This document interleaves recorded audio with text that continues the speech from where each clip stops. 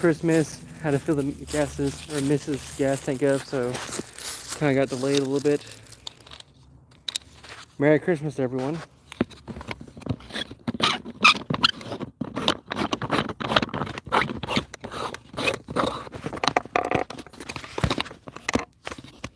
Oh my goodness.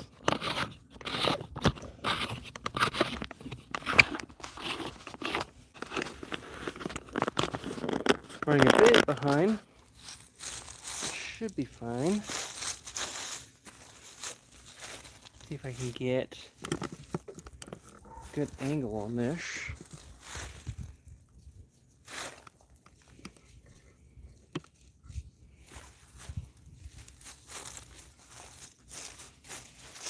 So I'm kind of working on the placard, going to work on the front and the back. So we'll work on the placard, we'll work on the folds, they need to be cleaned up a bit. So.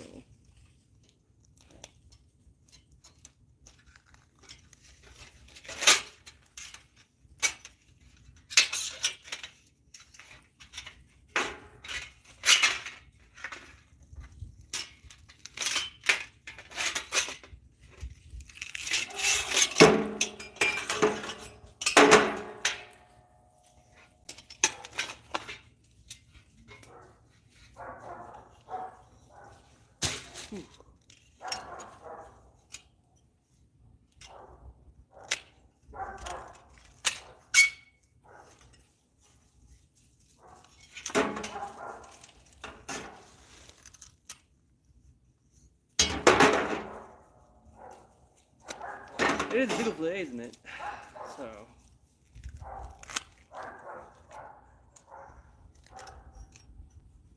Taking off all this excess duct tape that I used.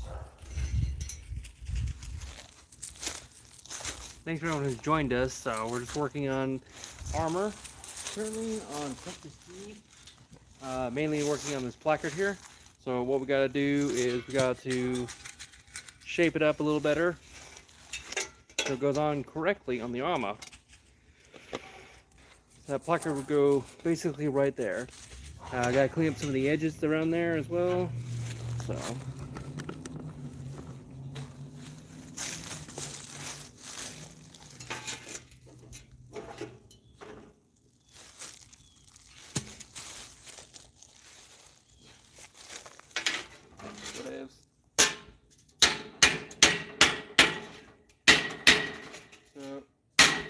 We're going to smash the steel against the anvil to hammer out any of those weird, basically these little weird wrinkles. So you use the anvil to normalize that steel. So hadn't had my morning coffee, so.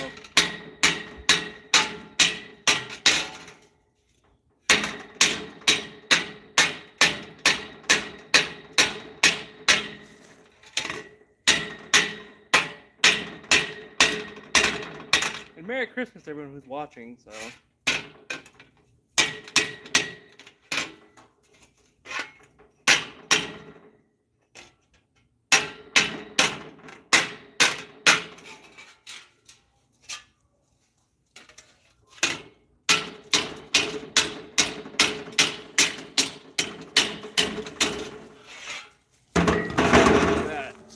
Much better edges right there, so you're getting that edge cleaned up. Let me see if we can see everyone's chat. I think I don't have it on everyone. So if you're chatting, I apologize. Much better. Merry Christmas to everyone.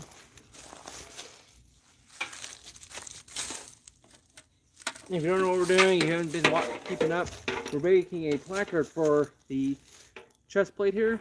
The placard goes basically down there and has folds that fall below it. And we're just normalizing or cleaning up the steel. We're going to be, oh, what do they call it? Well, there's a word for it. We're going to be basically bending this out. So I'm going to start on that and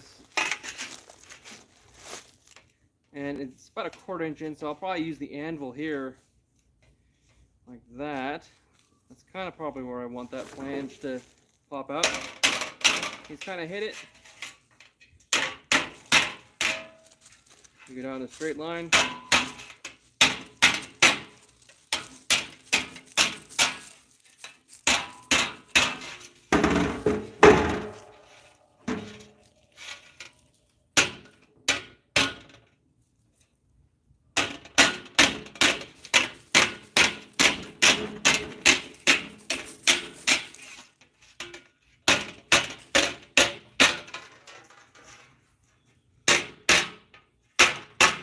Thanks again for anyone who's watching on Christmas Eve. So I definitely appreciate your guys' viewership as we grow the channel. We're almost to 1,000 subs, so I think we're at 954 last I checked. Let's get us to 1,000 before Christmas. So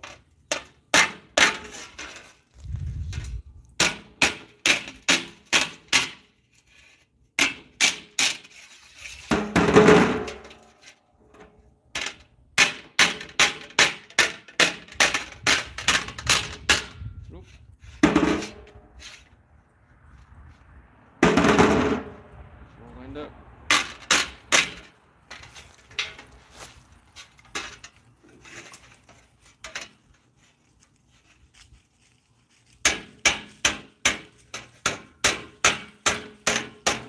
Be easier once we actually get an actual crease line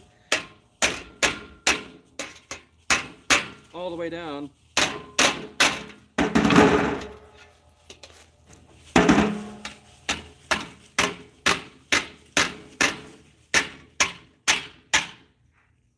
This will do two things. It'll add strength and shape to our piece. I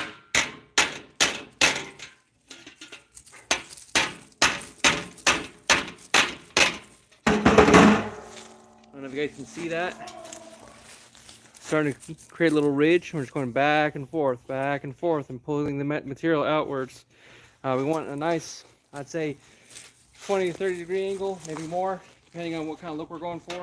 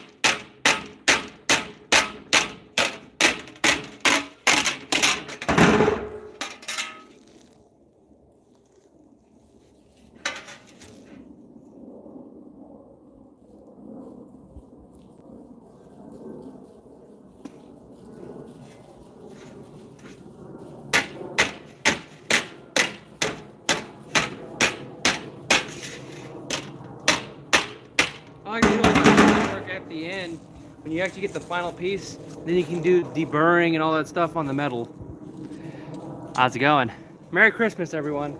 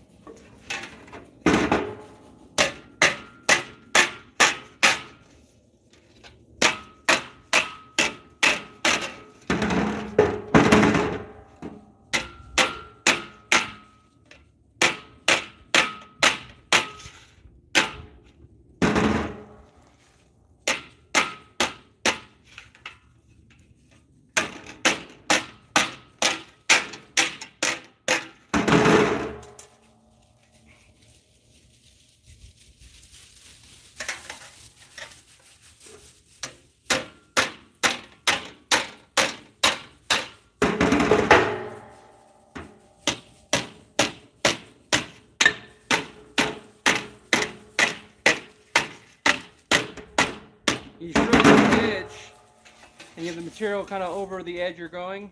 And you strike at the edge, not where the metal meets the metal. Unless you're trying to say, unless you're trying to fix an edge, right? Trying to fix an edge, then you smash it in between two pieces of metal. Russian, Chinese, Turkish. I don't know what that flag is. Neat flag.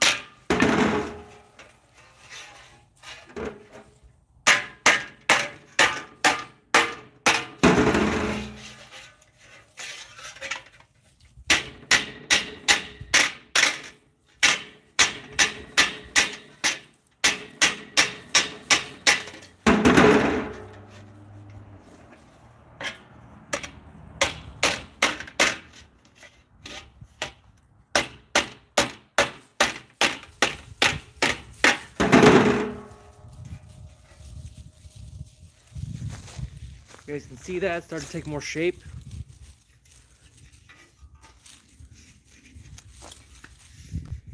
See that? So that's why you go back and forth on the piece. You kind of work the piece, then you bend it as needed. You just keep going back and forth until you get that overall lipped shape.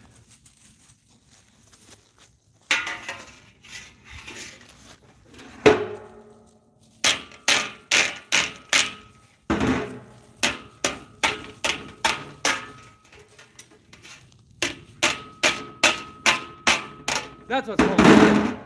That's exactly what it's called, a lip.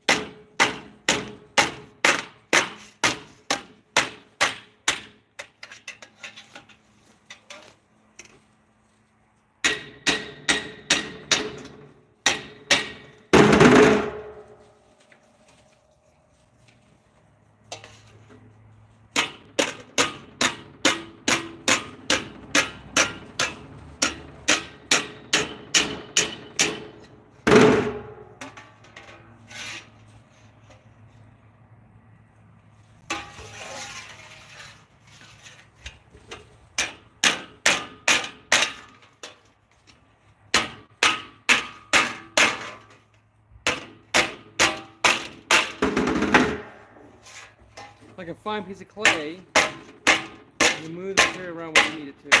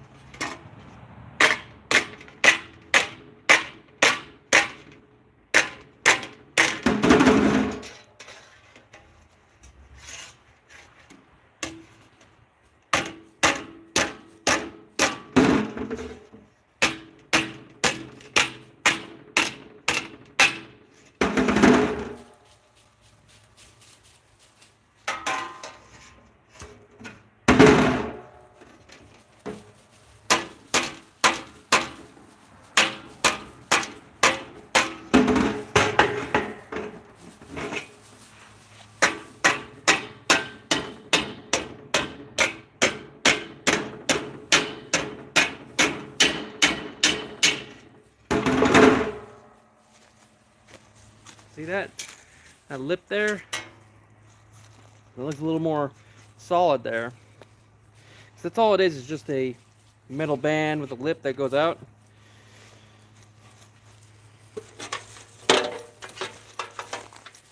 Kind of a look how it's going to look on the actual piece.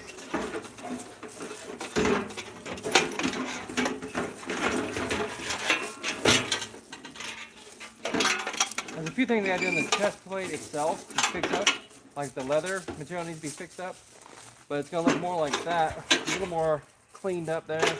Obviously my armor is very rough because I'm a new blacksmith, more or less. So we keep working that a bit.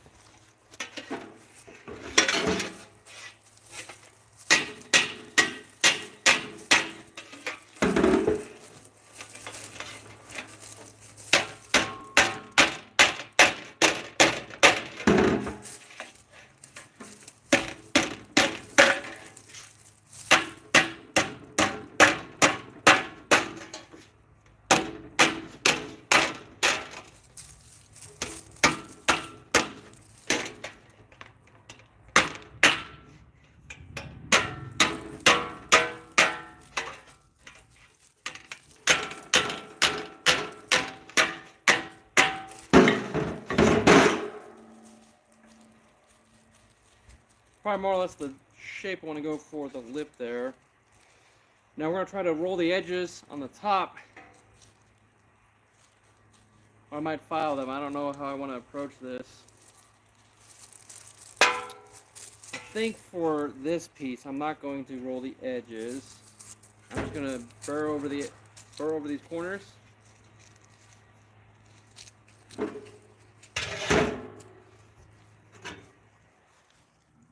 So I'm going to set this piece aside. And we're working on cleaning up the faults here. Actually, no, we need this piece, don't we?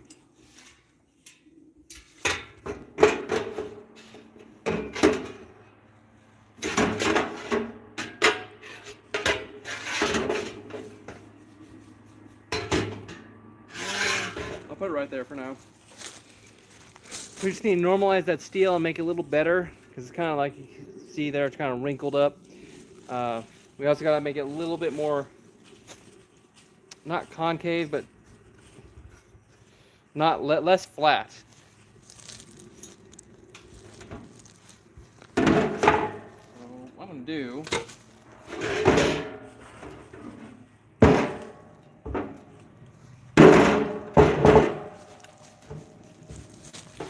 there you go. And now I can use the bomb my anvil there.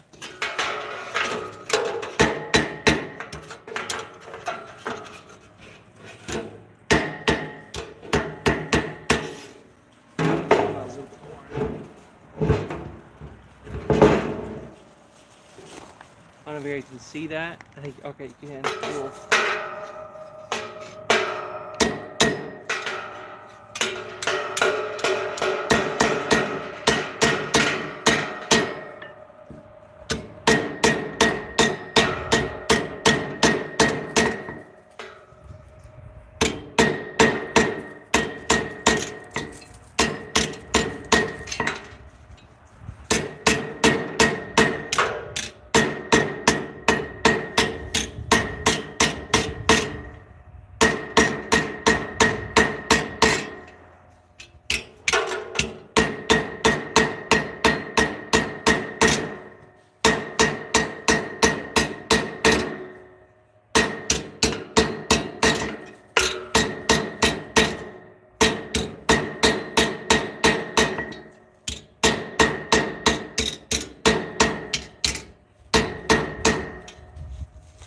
Okay, yeah, it's cleaned up the edge a little bit.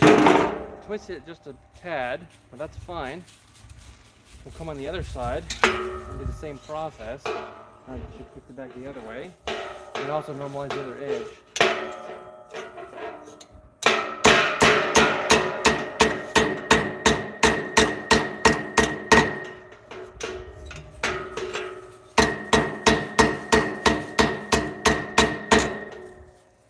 We're basically just moving the hammer up and down and backing down any of those tops that pop up in the steel. We're going to go back and forth and flatten any of those odd bits we don't want.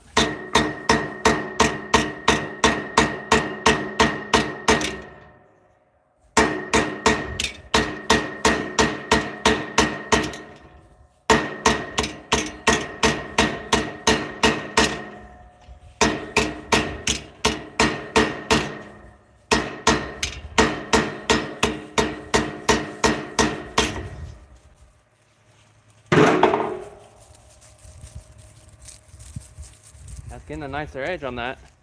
So it's still a little bit twisted, that's fine. So with steel, you can still twist it where you need it to be. As you can see, those edges look a little bit nicer. So we'll just keep working that until we get the nice flat edges all the way around our surfaces.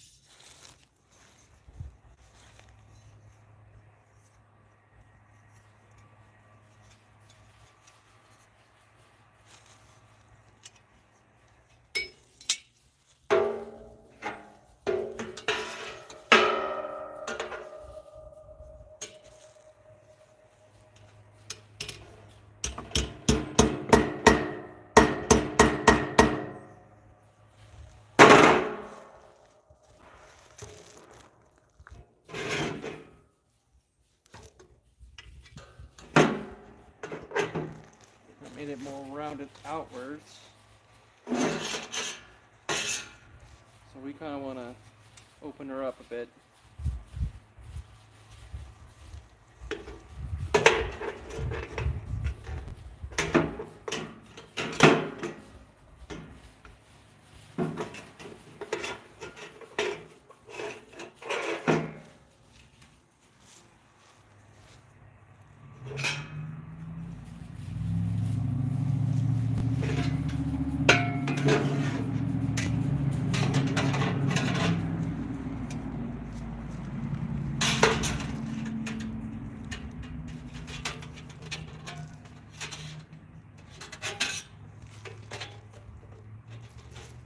I think we go underneath this lip here, or over it, I think is what they did.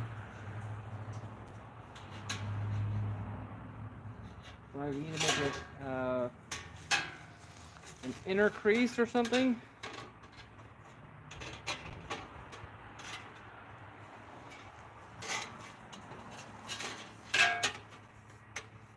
Let's see how I can attack this problem. Actually, that looks fairly decent.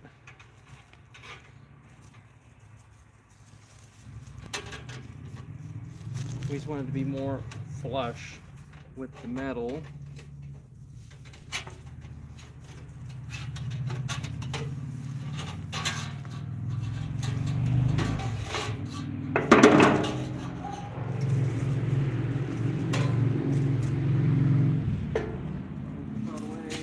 Give me some more room. And a Merry Christmas to everyone. So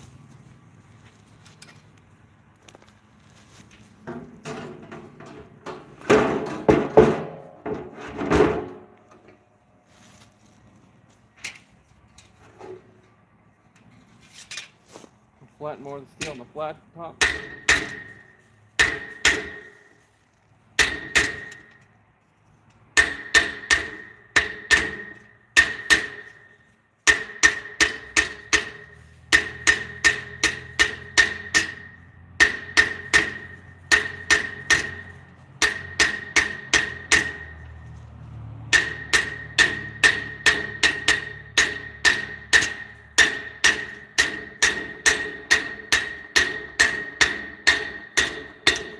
Clean these edges a bit.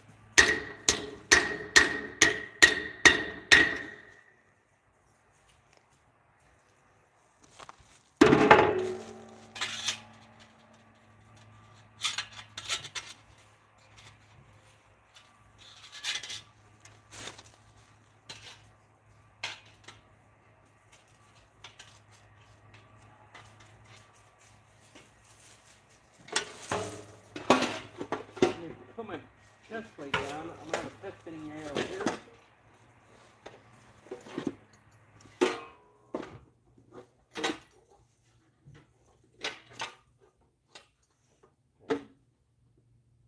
Looks good there.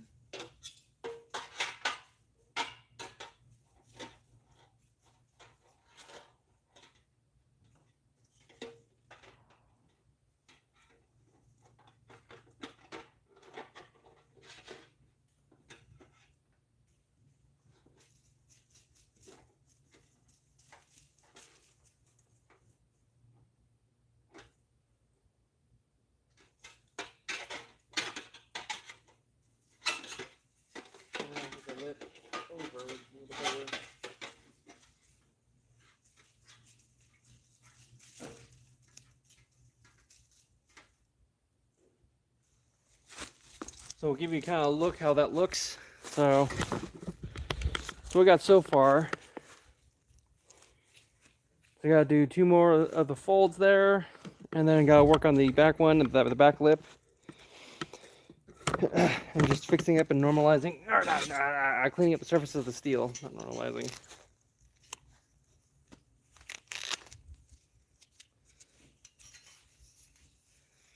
And then we'll come in, go back and forth, and do some filing work on this. As you can see, this is what a unsmashed fold looks like. You can see there the difference. That was the dog, if you heard that.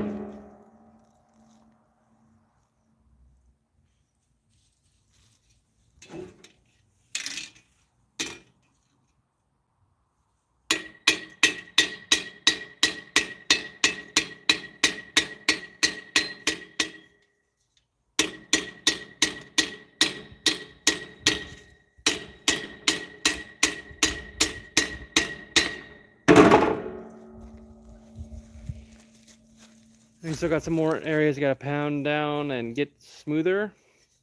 And come in here with a file and fix up a lot of stuff. So a lot of the stuff you're gonna be doing is moving the steel with your hands, shaping it.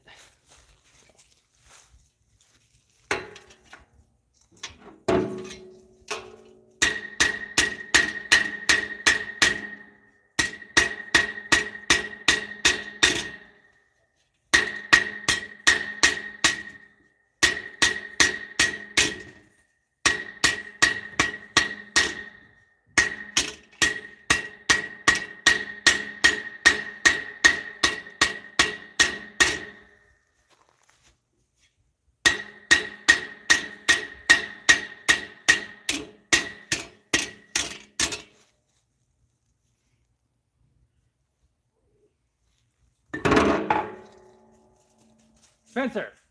Hey, Spencer! Get away from there. Dog's trying to get out of the backyard. Can't have that now, can we? You stop your nonsense.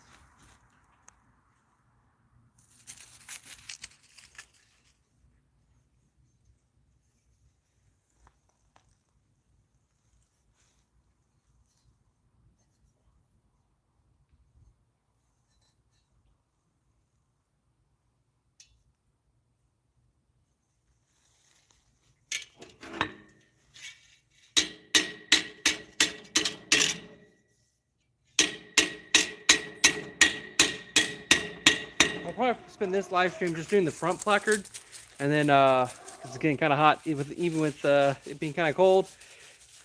How's it going? I am working on a suit of armor, or the placard, which is this bottom part here, and I'm working on the folds for it. So the folds is the armor bands. When they're all said and done, this will be strapped with leather and attached with a strap up here.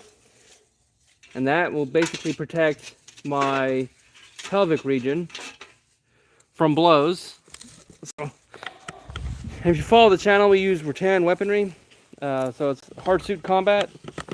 So a lot of the stuff we just had an injury, not like literally yesterday, yeah, Sunday. One of our guys got hit in the side. I guess he got a hematode or whatever we call it, and it busted a bunch of blood vessels. So I have to take this very seriously when I build this suit of armor, because a lot of my guys go with minimums because they're going to win in the sport, and sometimes that is a disadvantage because the actual physical damage that can be occurred. I don't want to be hospitalized doing my hobby, and I especially don't want to be hospitalized when I make this one of my bread and butters to the empire and bringing in revenue. I can't get injured on camera for you guys. So I want to be as protected as humanly possible while still being somewhat effective in combat.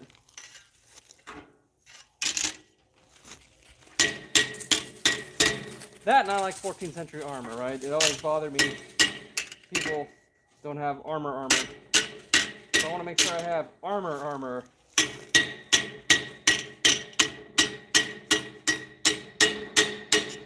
And hopefully they answer your question when I'm building. Does that help? Let's see. Let's get a better angle. I'll bring you. Let's see. So I can see you guys. Sorry, the sun is kind of obscuring a lot. So. Oh yeah. It may not look intimidating, the weapons we have, because they're taped up and everything, but they can do some serious damage. Just imagine you're hitting your brothers with a giant, solid piece of wood. It's effectively what we're doing.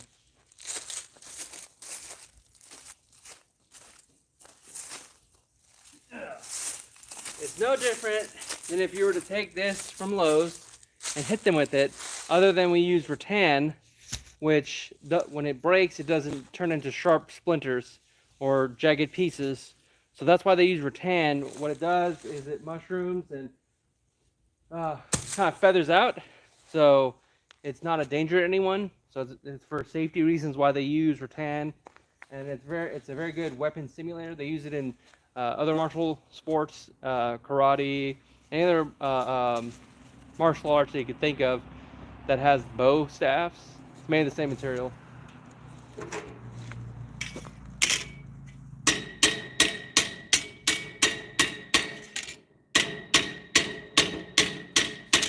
So what I'm doing is I'm just smashing the hammer on the anvil to flatten pieces of metal, because I can shape this by hand, but I need to get rid of these wrinkles and high spots that you see here. Because when you go to bend it, it makes high spots.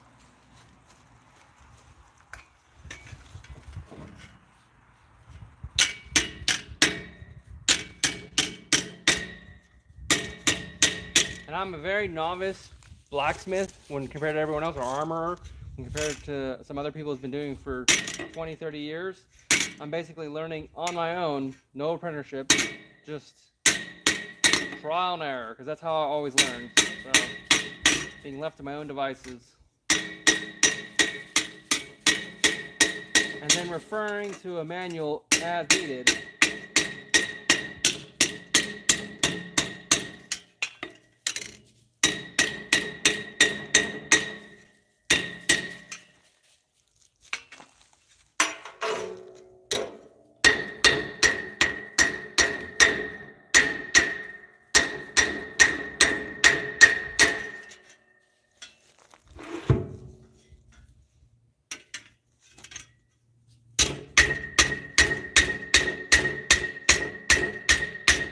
I think they call it plenishing. I remember what the word terminology is for doing plenishing. I'm bad with memorizing certain words or terminology. I just do the action. It's the same way in programming. They'll ask me a question about specific algorithms or certain things. Like I couldn't tell you, but I can show you the structure of what you're asking, what the word is. I'm not a parrot. I can't parrot words what you want me to hear or what you want to hear. I can do the action of what you want.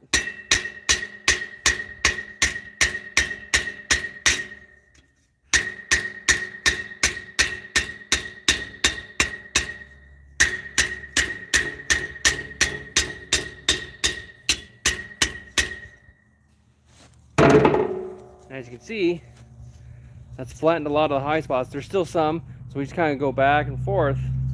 And then when we need to enlarge this, because it's going on the waist, you just kind of like bend it outwards.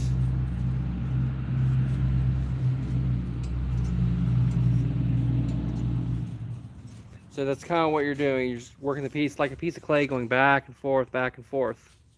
So.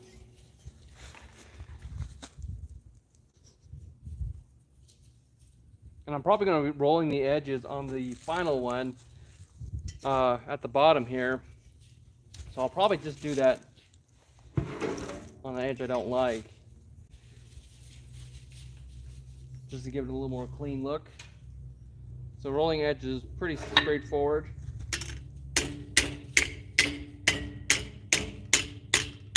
Kind of just bend steel until it rolls over. You get the 90-degree angle first, and then when it gets to the angle you want, you're striking on the top, pushing it, rolling it over.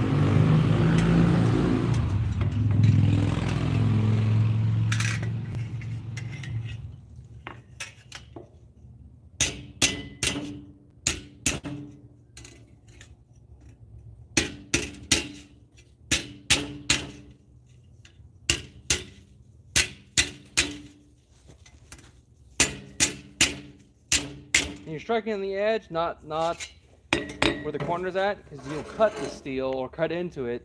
You're wanting to bend it and mold it, not damage it too much. So if you're ever curious about blacksmith, why they strike over here in the voids, that's why.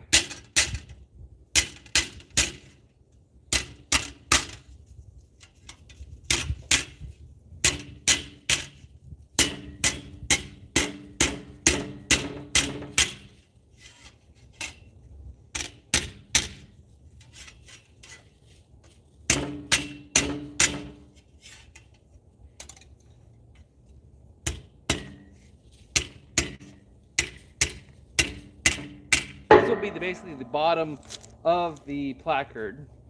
So, and I don't want it to be cutting up a bunch of stuff. So anywhere the metal is going to touch skin or fabric, you want to roll edges to prevent cutting damage.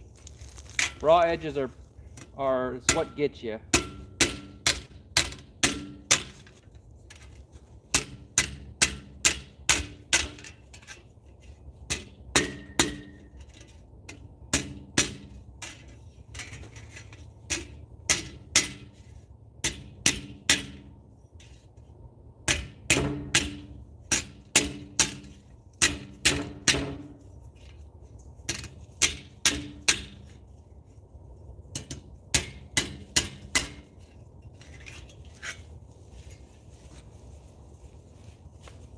I keep an eye on these dogs. One of them's wanting to get out.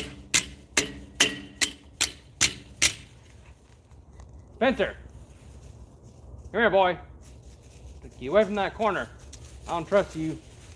So we had to actually engineer our backyard for any spots that he can get out, because he's a clever little dog. Miniature schnauzers are very intelligent creatures.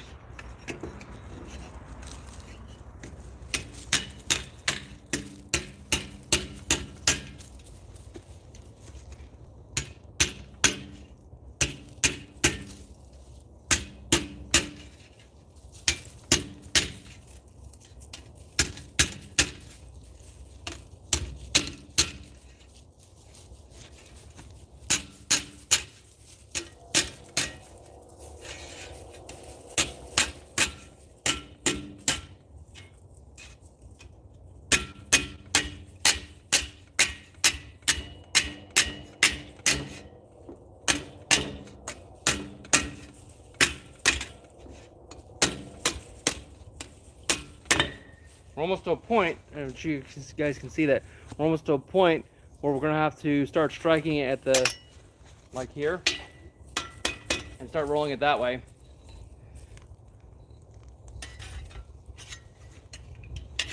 Rolling edge is probably the hardest thing you're going to do when steel working, and also finish work and making it actually look pretty. So my stuff I'm not making to look pretty, I'm making it to be functional. A functional suited piece of armor. Like if you're in a hurry, as a modern person, or not a modern person, just a person in general, and you had access to steel, you were going out to war next week or next month, and all you had is your skills, no blacksmith, no money, what would you do? So that's kind of similar why I went through the process of making my own suit of armor. So yeah, I could have bought it, made myself look really pretty, but there's no discipline in that, no work.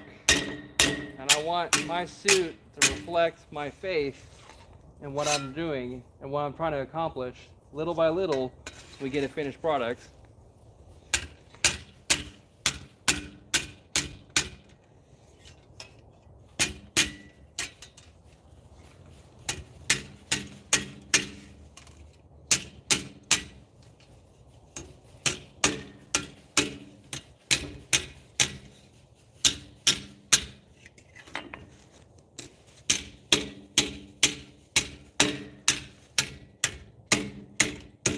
I'm sure there's professional blacksmiths out there seeing this like, no, you're doing it all wrong. Ah.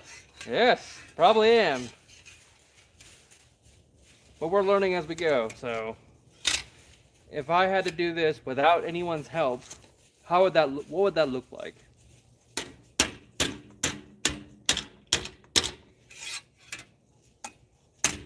Obviously, I go to YouTube when I don't know a certain thing, or like if I really want to know in general how do people accomplish certain things, YouTube is your best resource to use.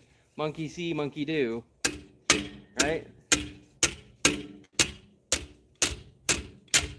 we're going for a 90-degree angle, and then we're going to start hammering down and bending it over, because the bending over is the last part to get that rolled edge where you want it.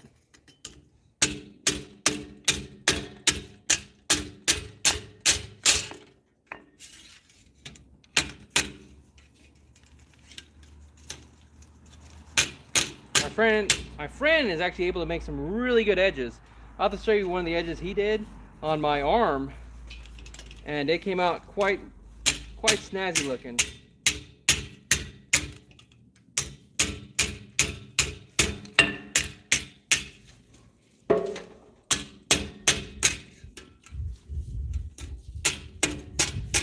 You just attack that problem a little bit at a time.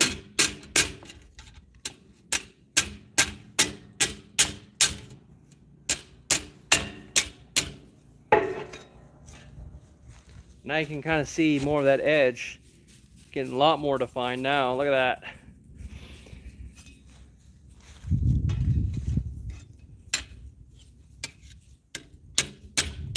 Now if I mess up on camera, guess what? You know it's authentic, no AI generated nonsense.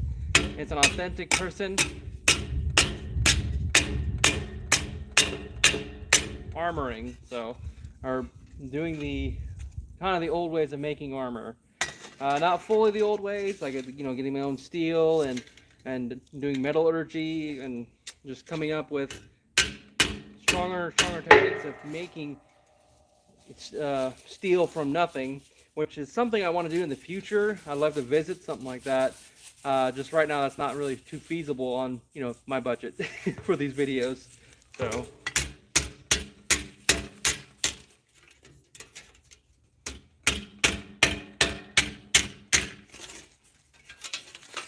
When we get to the 90-degree angle, we'll start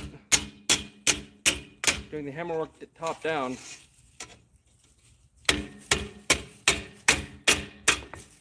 Because it's easier to bend this into the shape you need down here.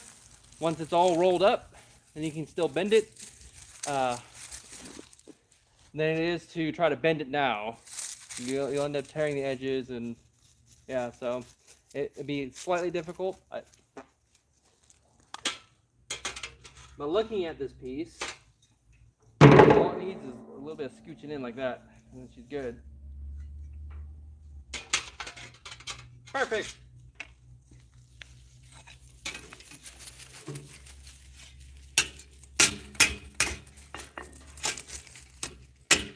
And this is the process that I took to build that entire suit of armor that you see before you in those videos.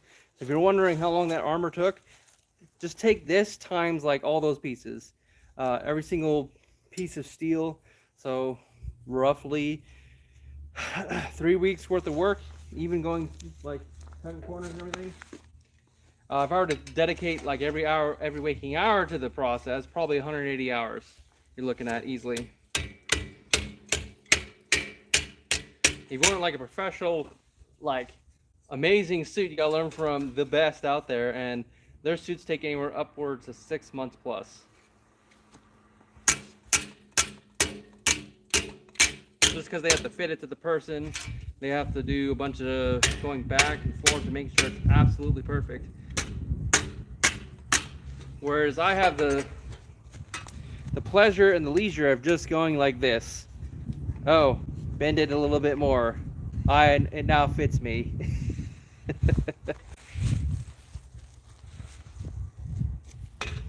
So I think we're at the point where we can start hitting down this way. Almost lightly tap that edge.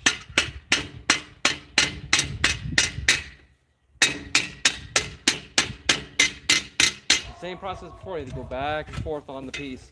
If you try to do it one edge on one side and kind of try to zipper it down, it won't work. You get like an ugly looking piece.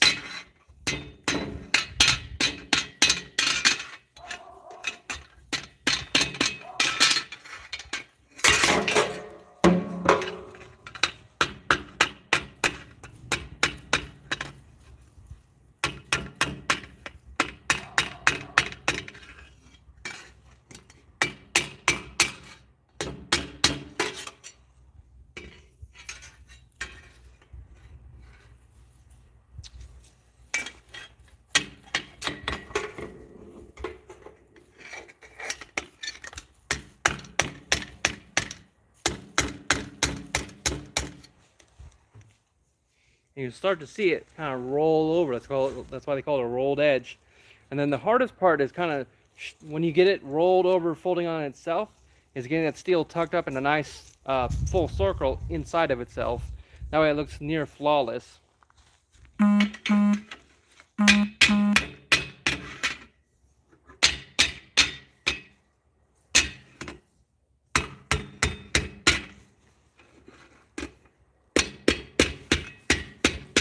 We're just striking the edges ever so slightly.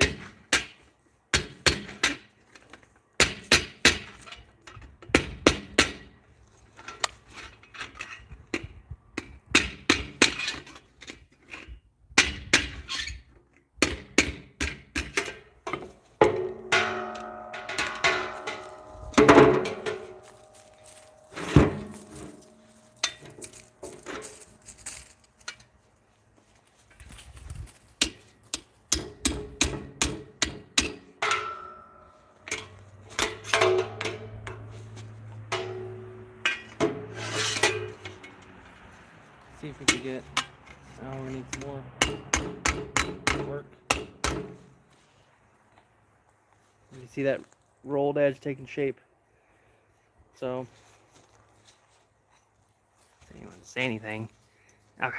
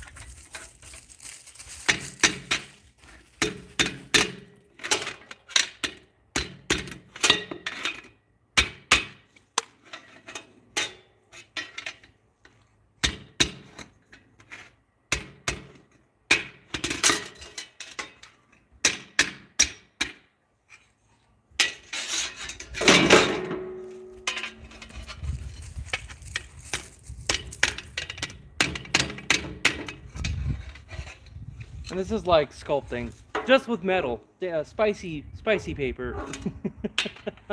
Nothing more manly than going out and smacking steel with a hammer, right?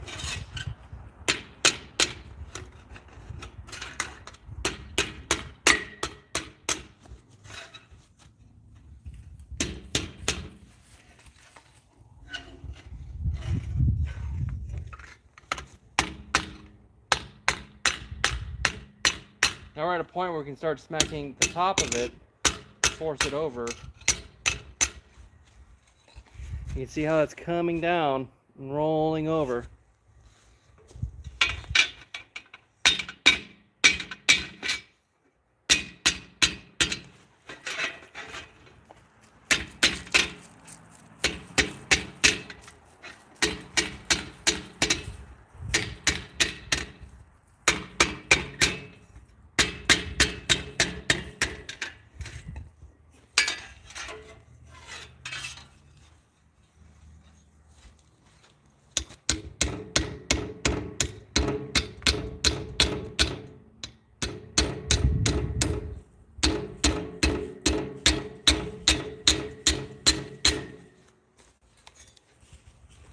See? And then we'll come in there with a little tiny hammer and we'll clean her up.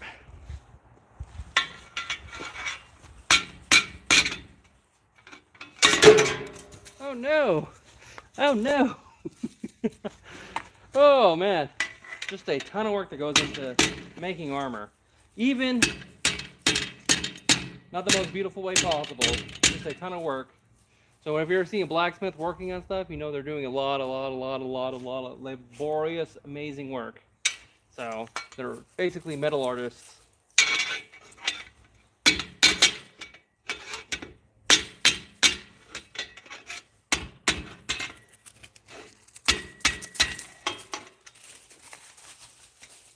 Ooh.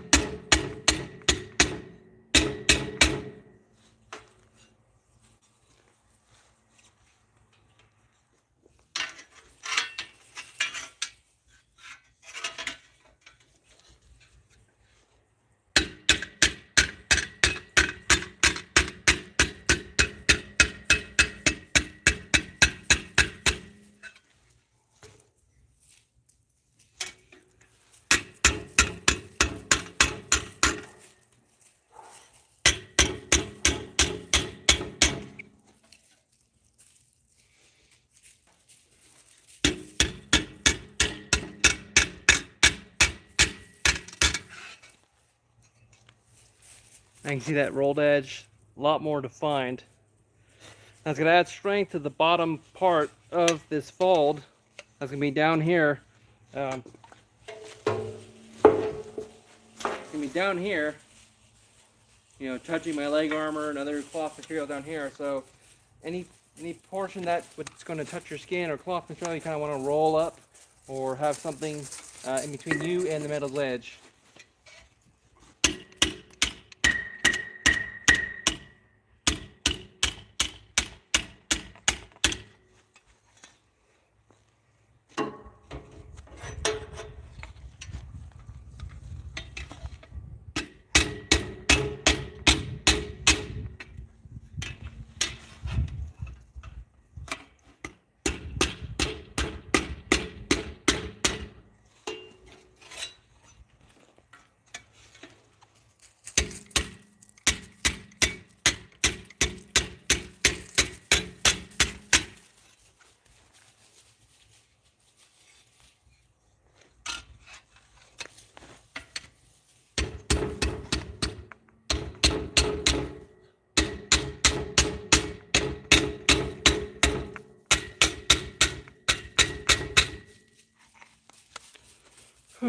And you get that's the thing you have to worry about is these kind of edges here.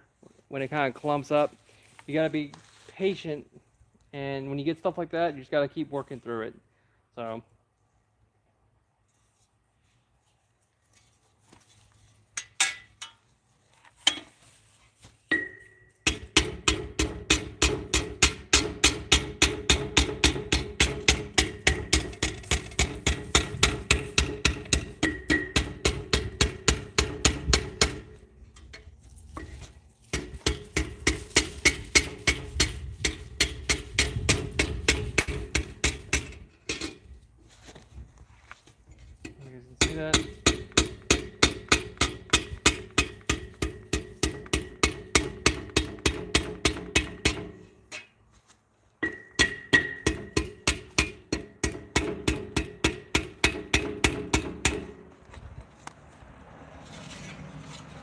Yeah, I should have not went too heavy on that part. Look at that.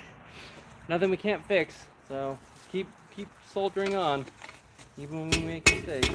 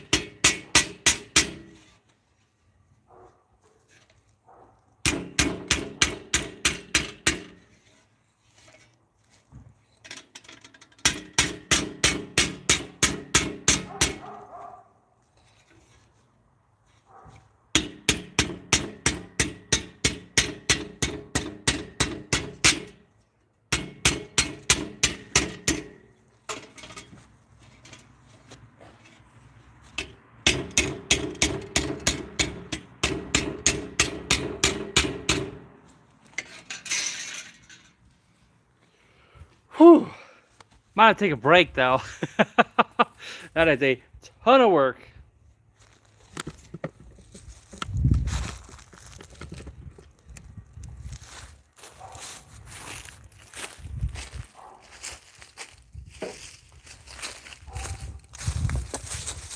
That's one heck of a workout though.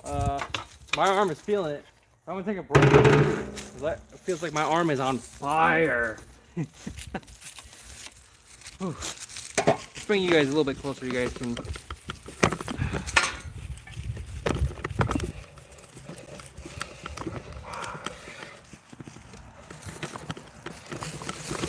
Get the back one.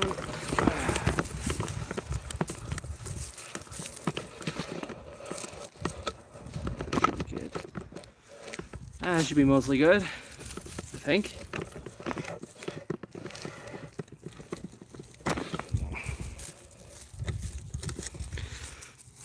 Alrighty. So we got that going. Still got a ways to go. And you can see why I've been hesitant to make armor on camera a lot of the time. Cutting it is the easy part. It is shaping it and getting it to fit properly and making it look nice is the artistry part of any piece that you see on the field. So cutting the steel is probably the easiest part. But yeah, she's starting to come together. Let's see if we can get this different angle. I got the sun in my eyes. So 4 years ago, like I don't know if you guys are new to the channel or not, I had cancer. So just doing this like on Christmas and being able to share this type of stuff would be a dream come true all those years ago. And here I am in my backyard with my dogs working on a suit of armor to go get beat up. I think God is good and he's merciful.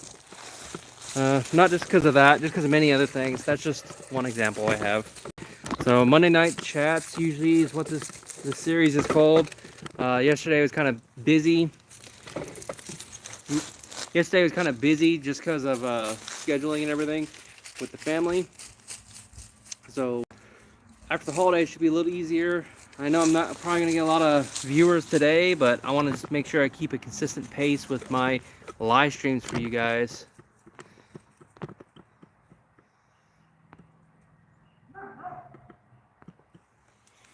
So we're working every day, little by little you attack a problem to achieve the end goal. So we got the front plate, front placard. I'm probably going to do another live stream to do the back placard, honestly, after what I had to endure. I'll probably do that. Probably on Christmas. Just because it takes a ton of muscle just to get that. So, and that's a good workout. I need to do that every day, I think. I got 2 more suits to produce for a couple friends, though one of them's not using full steel plates, so his is going to be a little bit easier. His is like a modern day kit with some elbows, so I'll shape his elbows tomorrow. But let me get this placard done, so when we get to 1,000 subscribers, I'll be marching in the full kit with placard, legs, and everything. Be marching that trail again. March 4 miles in armor. That took a lot out of me to do, so I look forward to doing that again when we hit the 1,000 subscriber mark. Just kind of do the same trail. Probably try to complete the entire trail this time. We got there were some lessons learned from the last hike we did, which is get there early, have the proper pack, right? Because I had a makeshift pack and that thing fell apart on me. The backpack held up pretty well. The bushcraft backpack that I made in a medieval style held up beautifully. The frame, not the backpack, but the frame. So.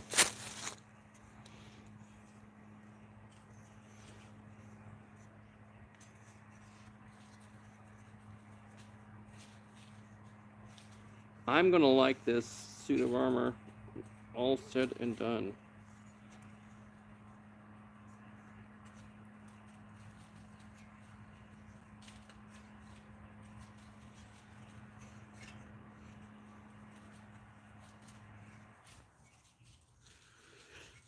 So I just gotta finish those rolled edges there. I just gotta push through today, get this last rolled edge. The only rolled edge I'm gonna be doing. I don't hate rolling edges. It just takes a lot out of you because you have to pound, and roll those edges.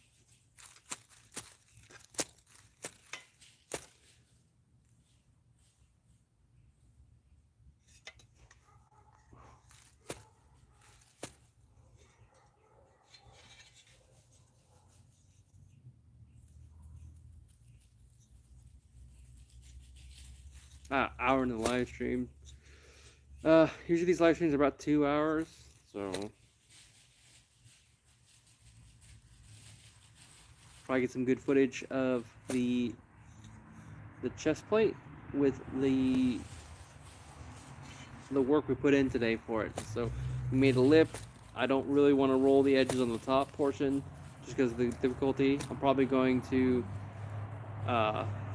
hit the edges of the top of the placard with a file, make sure the edges are not sharp. So, because I don't want to cut myself when I put that put the placard on the rest of my plate. I don't want to be cutting at my leather material either. So, it's been a wonderful Christmas, just getting out there and doing all this stuff. So, another thing I got to do at some point, I don't know if you guys can see that, I got to work on those wheels. I'll probably make a second set. I do like this. It still works just fine. You guys kept up with the channel when I made that hand cart, the medieval hand cart. Ooh, I'll probably bust that thing out. I'm kind of curious. Like, there's some handle work I got to do on that thing. Let me back up this camera a bit so you guys can see that.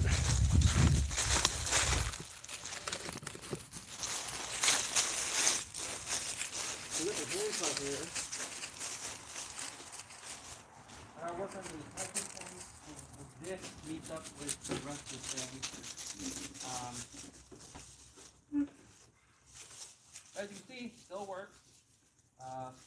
Probably needs to be sanded a bit. These handles were in the elements, which is what I wanted to do to see how it would hold up. I'm gonna put some leather straps and some other stuff on it. Oh, it's on the flag. Aha! There's your problem.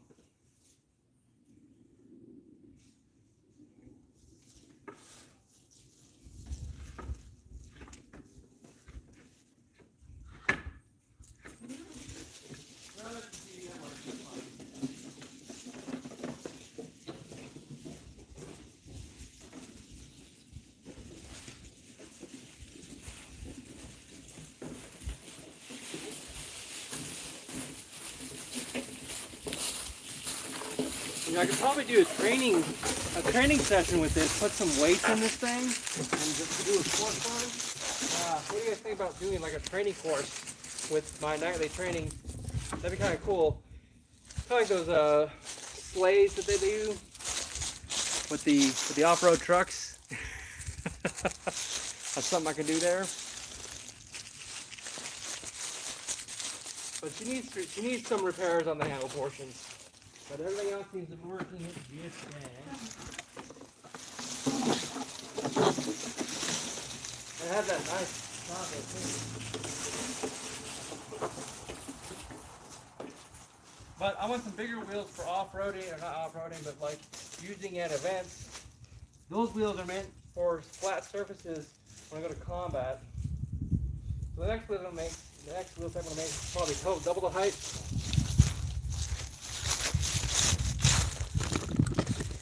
What up? Bank of America. Interesting.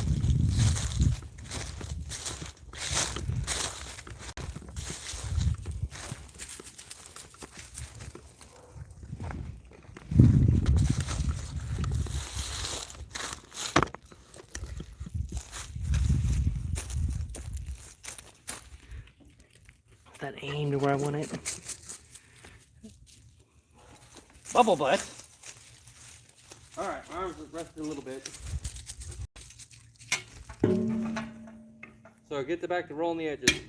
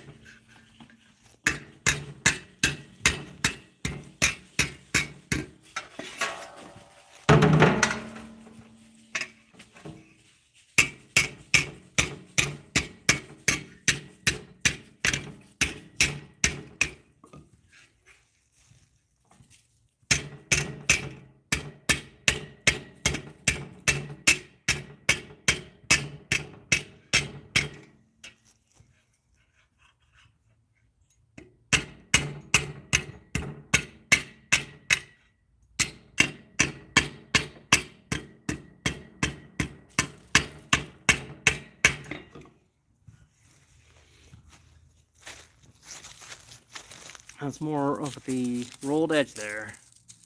So we're almost getting to the last portion. I was going back and forth, back and forth. Rolling edges takes a lot of time, patience, and effort. A lot of concerted effort too. You're gonna have imperfections. I gotta make sure when I go to roll edges, I keep clean edges. I keep cutting corners, literally. If I see imperfection, I just try to roll it over rather than doing the correct thing, which is cut the material out. But you can still get the shape you want. So as you can see, because it's rolled, I can put my fingers along that edge and nothing will happen. So that's kind of what you're doing when you're rolling edges and why they do it. Now this can go across the material here and no chance of damaging you or the material.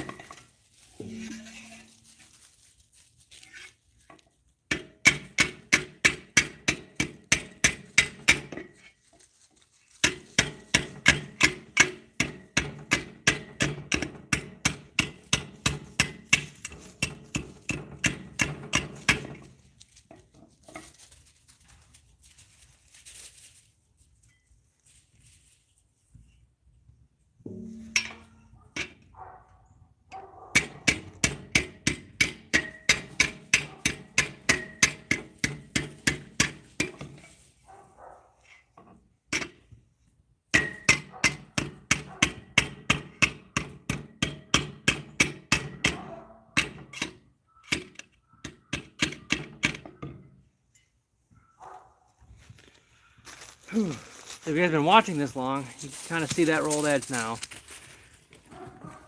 and why that process takes so long. What we'll do towards the end though is take a smaller hammer, because this, I think I've reached the limit of what my bigger hammer can do, and we'll get that more folded in on itself. So as you can see, it adds a lot more structure than it normally would. When you bend it in this state, you want to be very careful not to overdo it. You're just making fine adjustments to fit on your piece. So I want to show you what the, not final product is, but what it's going to look like all together.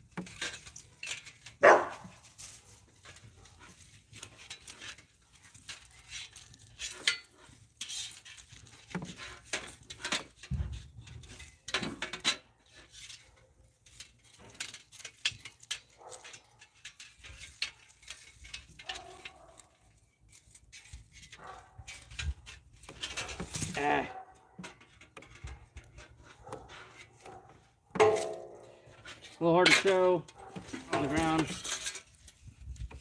The easier ones to strap together, and I beat it more to shape.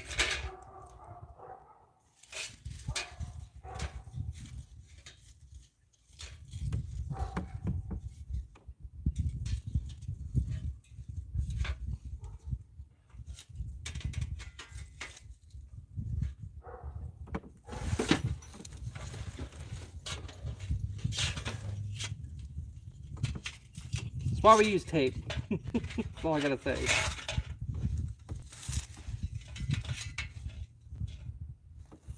All right.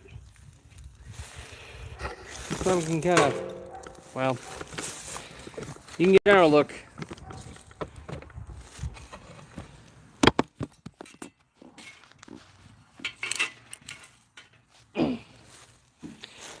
So when it's strapped together, we're gonna get it all strapped together, and then we're going to then hammer it out so it flows together more naturally.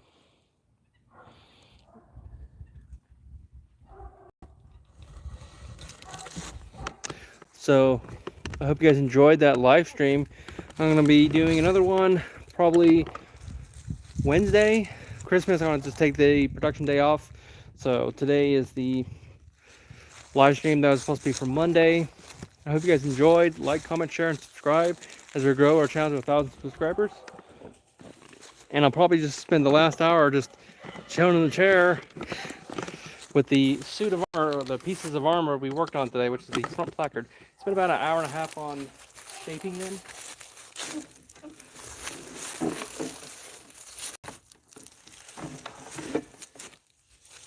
I gotta get these handles fixed.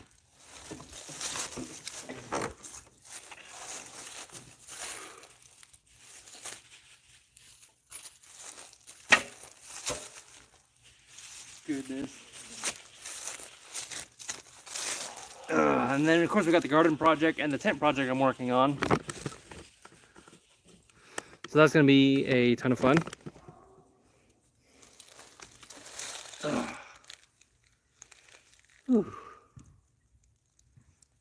Oh, this ground's so soft. I'm sinking in.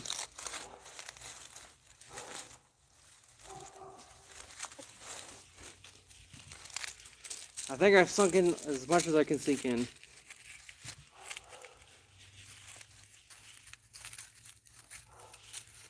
If you guys weren't here for the beginning of the live stream, we were hammering and shaping steel for a suit of armor back there.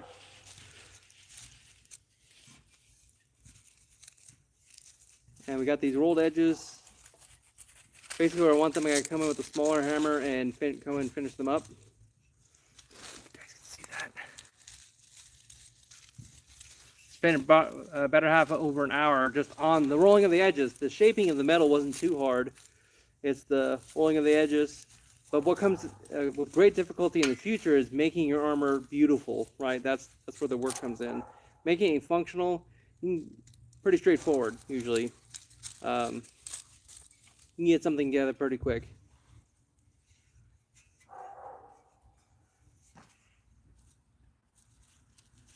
I'm pretty happy with that rolled edge there. I think it's my finest rolled edge I ever did, and it was on the live stream. Thank God for that.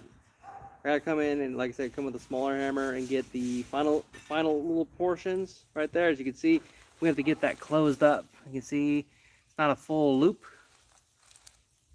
But so if you're wondering what a rolled edge does, it allows it not to cut into you.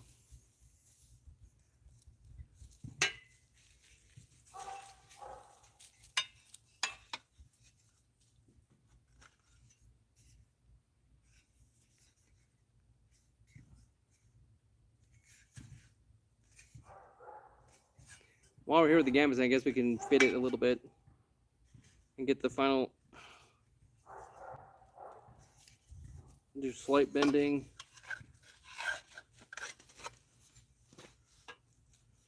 What I don't want is for it to be too far off my body. I want some of it to be off my body, but not too far off. So I guess we can make sure this thing fits well. So that one fits pretty good right there.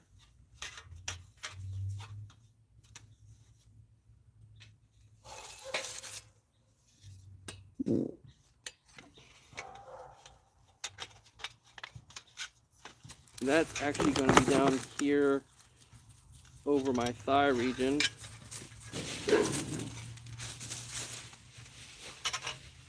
Not necessarily over my belly. So let's kind of get this where you want it.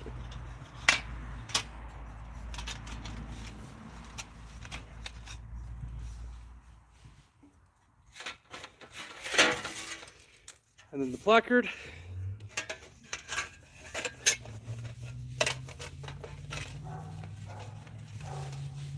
Goes right there.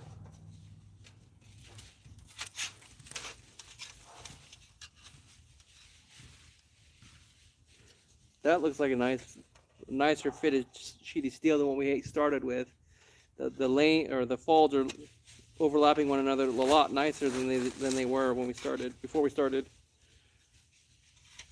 I'll probably come in here and bend by hand. Probably a good way of doing that. Because you want this to be flexible.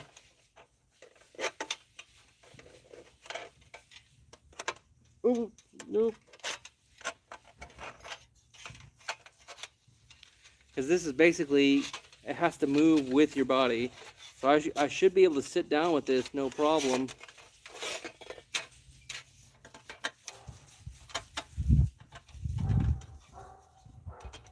And then the fun part comes in when integrating the legs into the system that I have now. Make sure it works well with the harness. So I'm pretty happy for most of the shaping on this. I probably will come in here and shape this top fold. This is probably the way to go when I want to shape it though. I'll sit down and I'll bend these flats because the bottom one is perfect. About darn near perfect. Because I want the folds to seamlessly go into the placard here. So, because I gotta be able to sit down in this nonsense.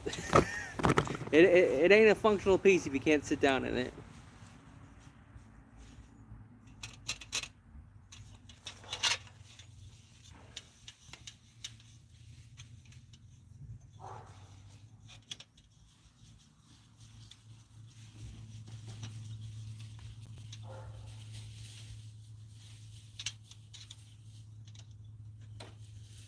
And the tricky bit is getting the backside. That's gonna be a lot of fun to shape.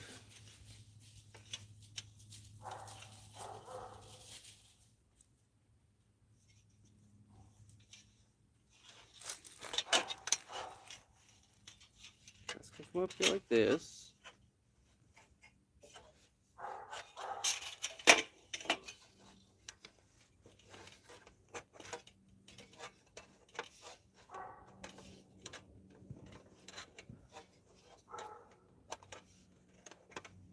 So it's going to bend the piece a little bit in a weird way, but at least now it's actually fitted to my body. So that's one way to shape the steel. I didn't think about that.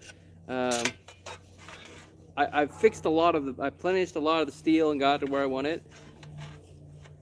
So now I can just kind of sit, because I want to be able to sit in this darn thing. And this is the top fold.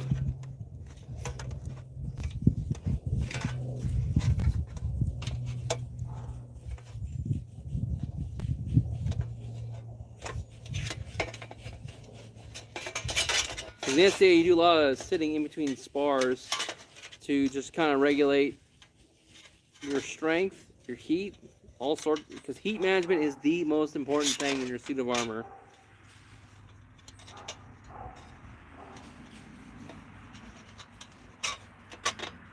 One of the most important things.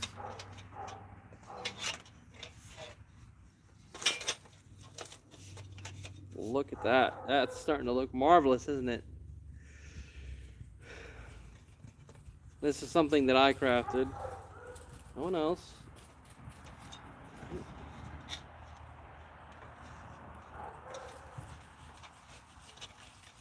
The fun side is going to be the back side.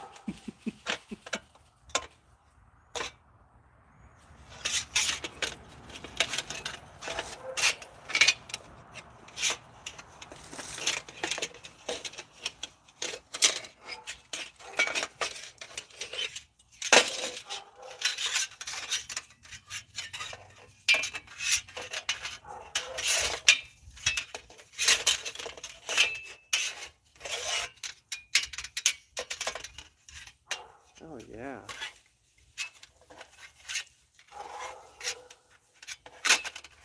I see why it has that hourglass shape now. It makes perfect logical sense.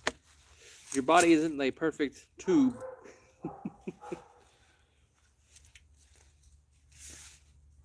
I'm gonna have to do that next time I make armor like that. Is sit down with it and fold it onto my body and make slight adjustments.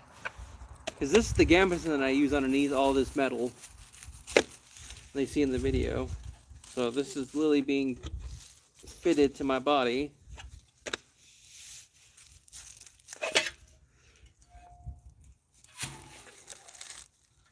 And here is the chest plate. I gotta go back in and fix a lot of the siding material. So that's all chewed up after a year's worth of combat.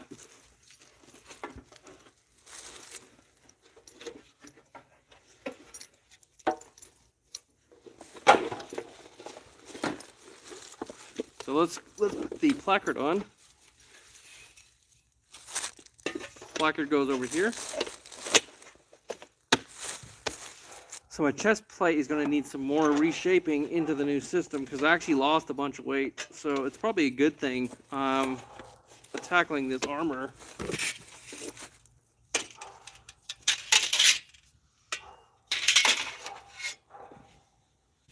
Like I am, so.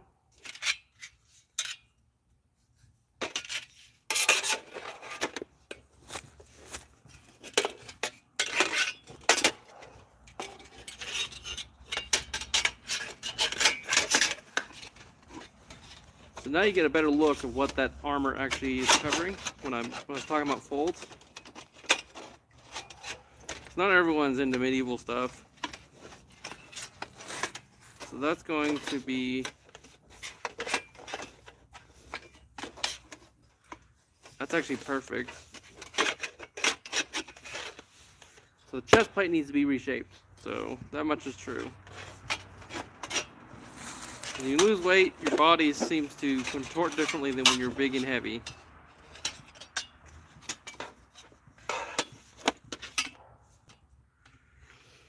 That's gonna be fun. So I'll probably take this chest plate apart at some point, and I'm just gonna have to beat the ever-living snot out of it on the anvil to get it in shape with the new one. I'm gonna have to do the top portion as well.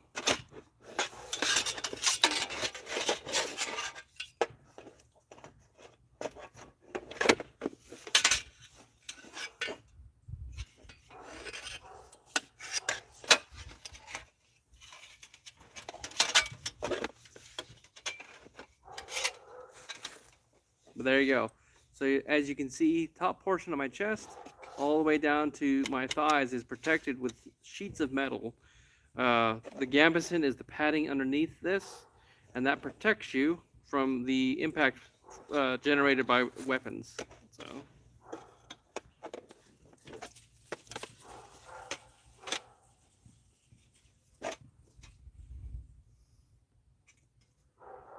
Whew.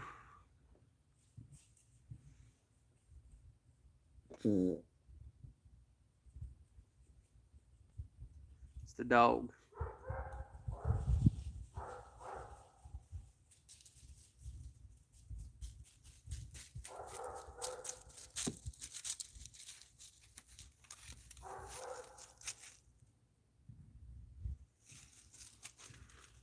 Whew.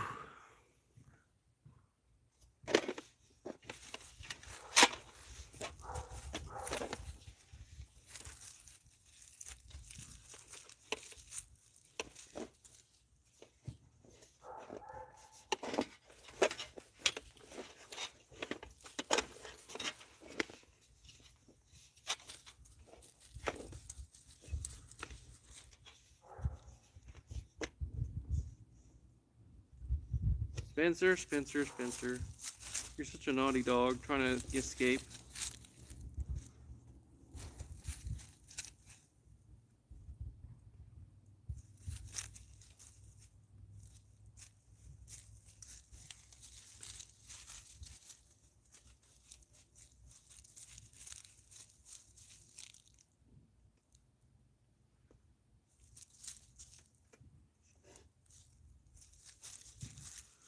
Oh, what a fine Christmas Eve, is it not?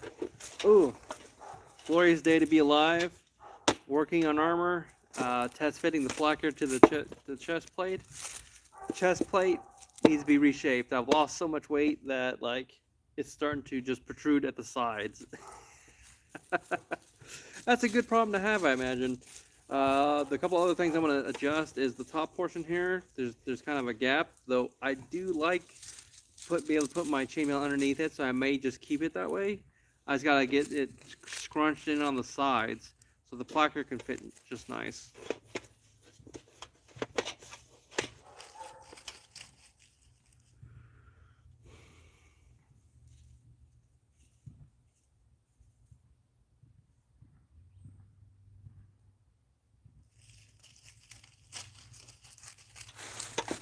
Ooh. Long day of smashing metal.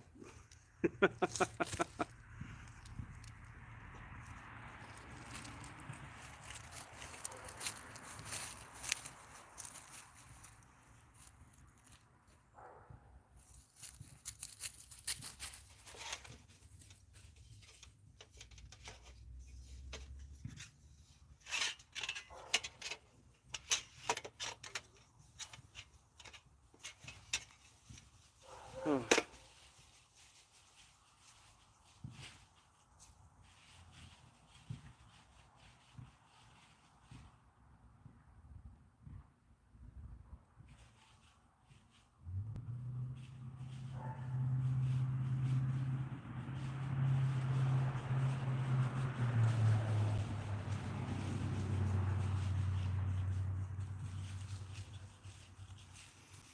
Ooh.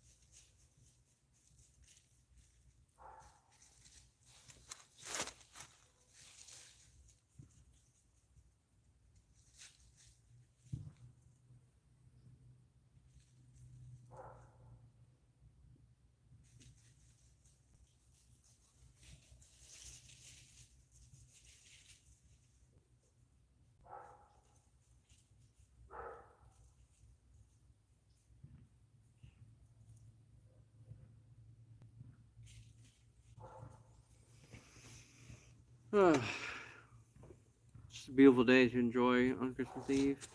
Freedom.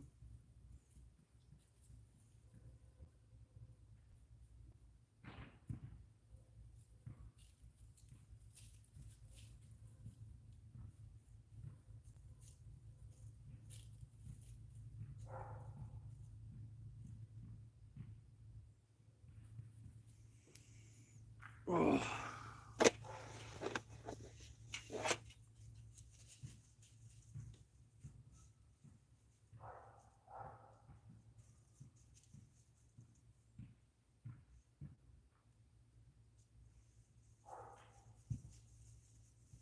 Spencer. Coco. Dog.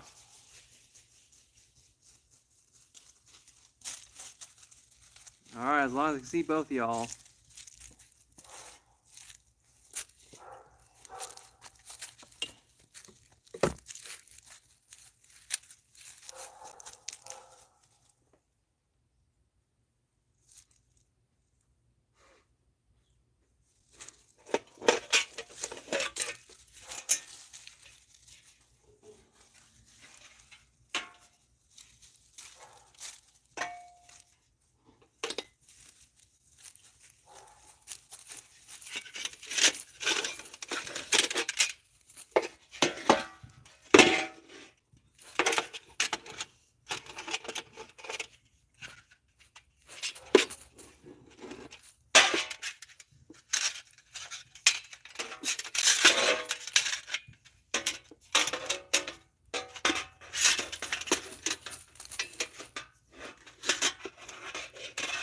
Alright. I wish I could show you. Oh, I'm gonna have to tape this up and show you guys just kind of like how the fold just naturally just looks so much better than the unbeaten stuff.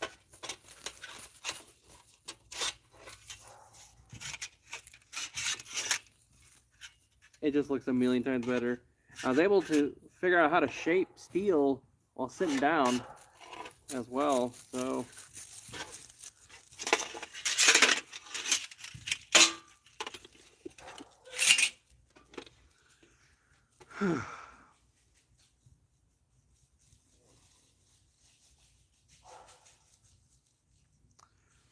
not looking forward to taking this part.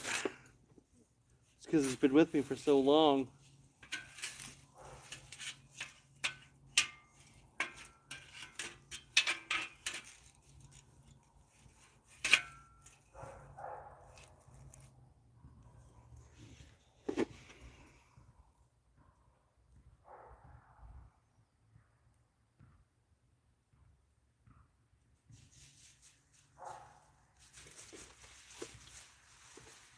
But it needs to be done, so if you're just joining us, we're working on placards. So this is an unfinished one. This is the back.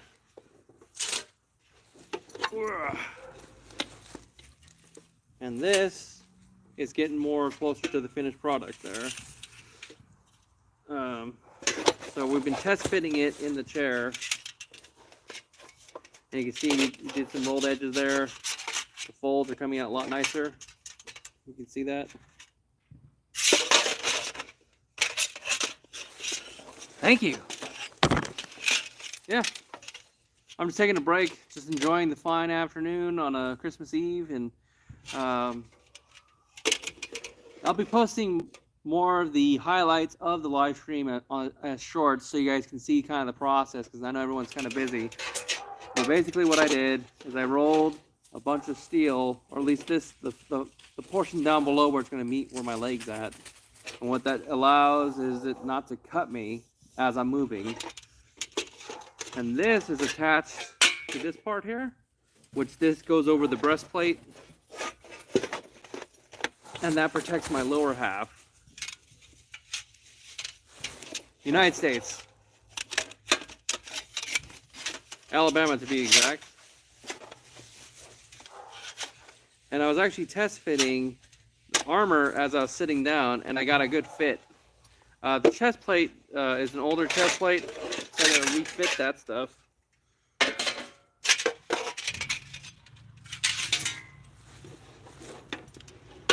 Because when you lose weight, you know, armor tends to be a lot bulkier. Lebanon. That's pretty cool. I'm trying to remember geography. That's Middle East, or is Lebanon in Northern Africa? I can't recall.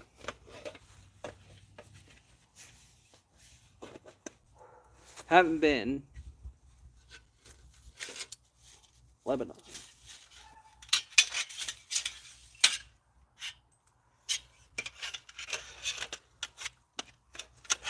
But generally, this is what I've been doing to get the bottom portion working. Just laying out where it's going to be on my body, which is the lower thighs here.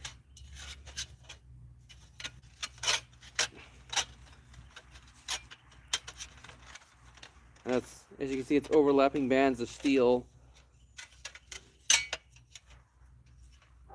And it's just a lot of work. You gotta test fit, move around, play with, adjust. Let's put it down. I do.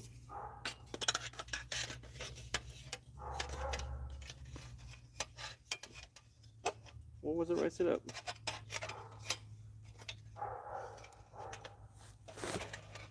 From... No, Christian.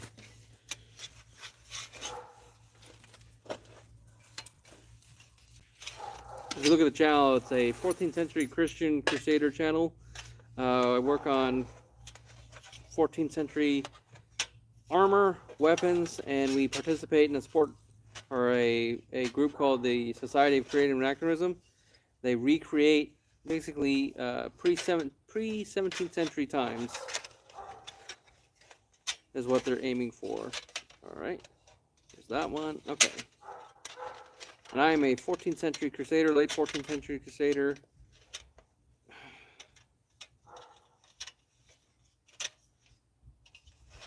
How is Lebanon, anyways?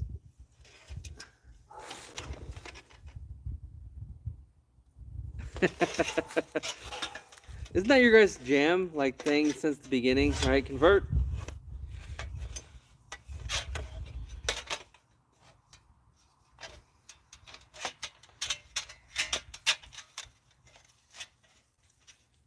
It's because I believe in Jesus is Lord, right? That's why. I had a personal encounter with the supernatural, Jesus being among them, and I cannot deny him. Hence the channel. So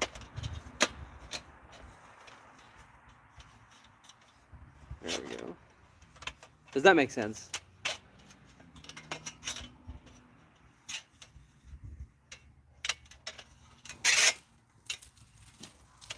Nothing wrong with Muslims or Islam in general.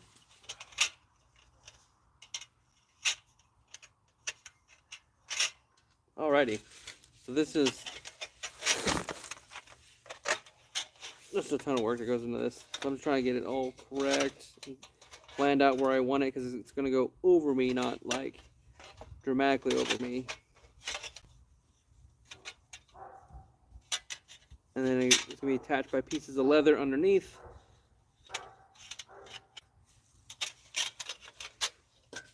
Basically similar to this, right? So the leather pieces similar to where I have the duct tape here. So you can see the difference between this and this. This is a little bit more worked on than this. This was just cut and put together. Yeah, shoot. Questions are always invited on the channel. I believe in the freedom of expression and ideas.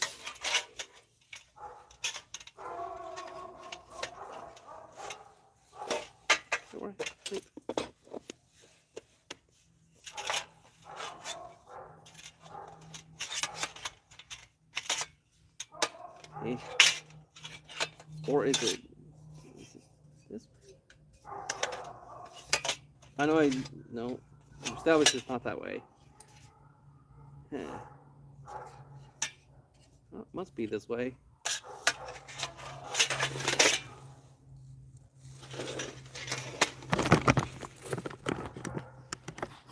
body, mind, and soul. So I mean, if you physically manifest yourself into the physical world, you would be a separate entity, somewhat, because God is all spiritual, but He can do anything He wants. So He can manifest Himself into the physical world, and I've seen that firsthand what spirits can do in the physical world. So I have no doubt that God, if He chose to, could come down as a man. And again, like I said, I actually had an encounter, so I can't deny what I experienced, seen, heard. So I had cancer 4 years ago, and both the Lord and the enemy came to me.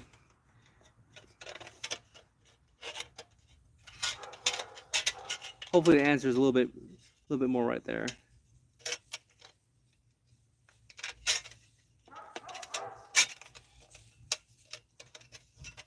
Essentially, God wanted to humble Himself enough to experience what we experience, see what we see, feel what we feel. I think that's the God I worship and praise. That He understands, and He's all-knowing and all-loving. So it makes perfect sense for Him to be God in human form.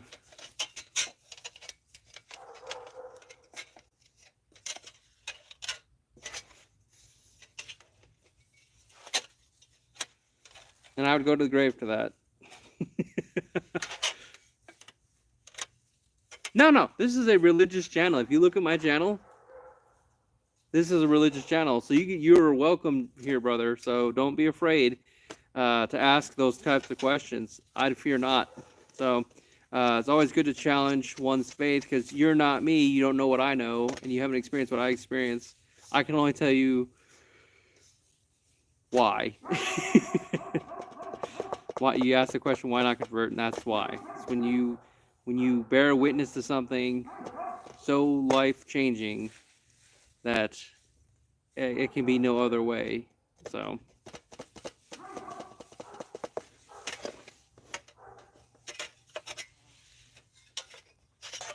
for me personally, I would never try to persuade you out of what you believe or raised with, because God puts us in different, obviously, like variety is the spice of life, and He puts us through different tests and trials throughout life. And it's what we do with those gifts and our works when we go into the afterlife, because He'll judge us for our sins. So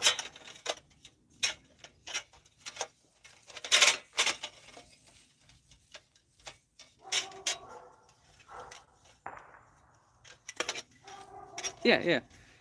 Look at the channel, 14th century Christian Crusader channel. So I'm really bringing my Christianity into my sport. I'm being a faith warrior, both physically and spiritually. And have you ever seen Space Marines? Similar to that, like how they use their faith in the Emperor to help push them through adversity. I've used that, not the Emperor part. That's just an analogy. But I've used God to get through difficult things. I wouldn't say use Him like in a bad way, but like He helped me along the way, push through the most difficult things in one's life, facing death and adversity and betrayal. And so that's kind of the journey I'm on now, and I'm working on losing more weight. So, and that's a very tough battle, because you grow up all your life, at least here in America, eating a lot of food, processed junk, and it's overcoming what you were raised with.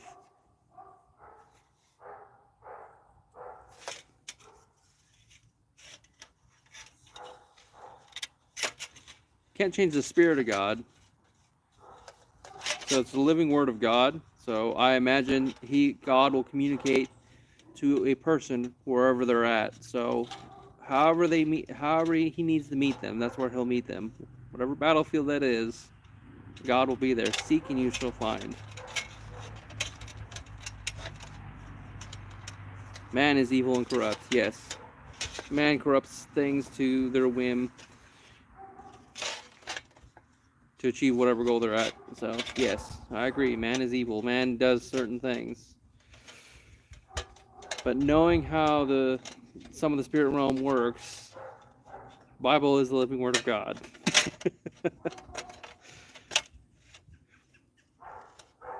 And you can trace back his lineage. So that's kind of how, if you're wanting to know more, that's kind of like an incentive right there. It's like, I want to know more about God, the God I serve. Let me dig deeper. Let me dig deeper. Let me research this. Let me read more about that. Right. So I'm sure when you read the Quran, you kind of do the same thing. You know more about like Muhammad and God. So you read more of that. Well, God is everything, not just the book. So you would want to know more about God and his creation, so you dig deeper. Does it make sense? It's always viewed it growing up. So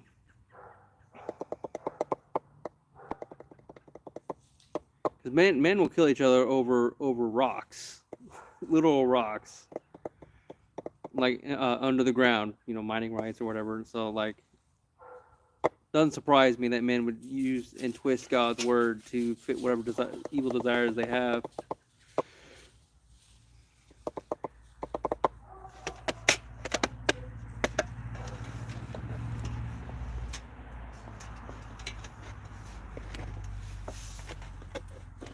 But my battle is overcoming a gluttonous lifestyle growing up. Because, when I was younger, my mom, she lost her mind, and we actually starved for a little over 2 weeks there, me and my brother.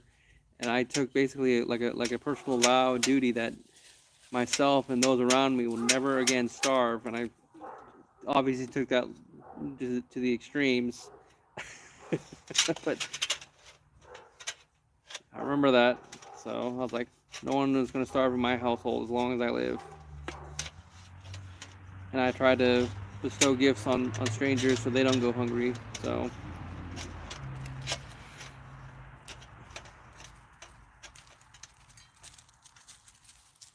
thank you. I appreciate it.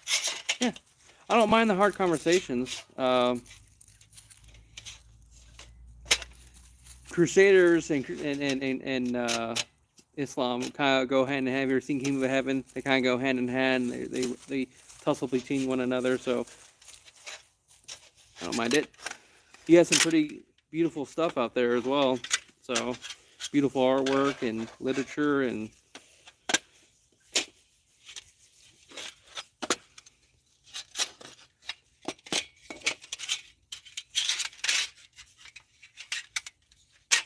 this part. Well, I'll figure it out at some point. I can see the end goal design there. But yeah, we're on our way to 1,000 subs, right? So every day I push for God. And I don't know if people like medieval Christian content, but I guess there are people that enjoy that style of content, because seeing all that AI dribble, and I lost my job to AI nonsense, I wanted to make something more authentic, a little bit more real, and not AI dribble.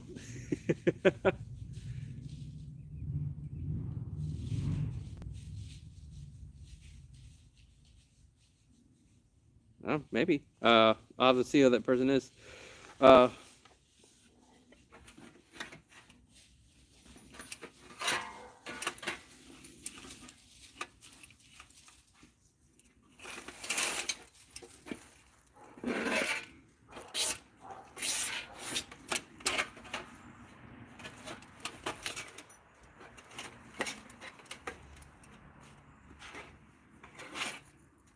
There we go. That looks a lot better. Look at that.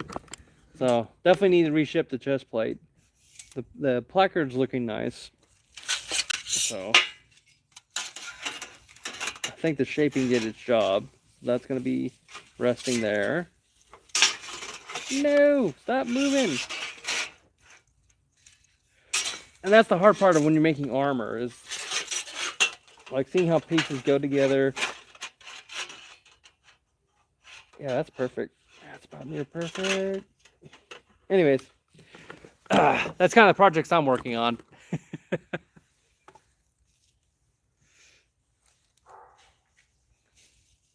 Well, I'm outside right now. I'm actually, my phone's right here, so. And I'm enjoying Christmas Eve with my subscribers and working on medieval armor. So I will have the chat history to look at that and research, because generally how I do research is I take in bits of information and then I go and I look up people and I'll watch clips and videos. So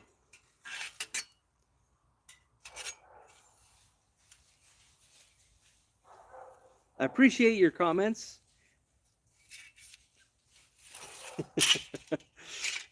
I hear you. If you put too many texts, I won't be able to find this person you speak of. I only do my research after live streams or after whatever I'm doing.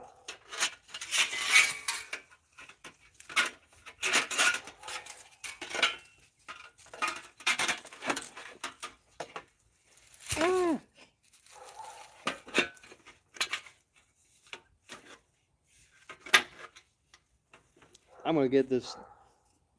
I have to get like a test stand or something to get this all working. Doing it by hand.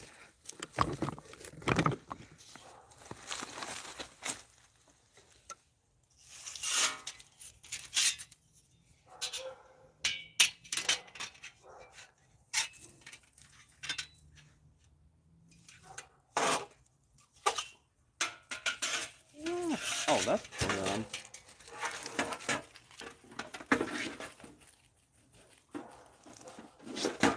All right.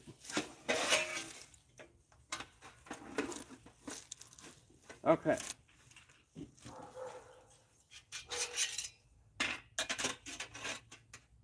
There's that.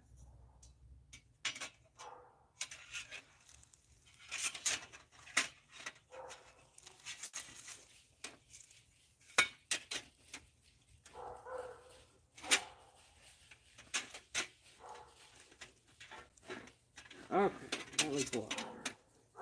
All right. You can kind of see that bell shape that I'm talking about. Look at that. Neat. That is so cool.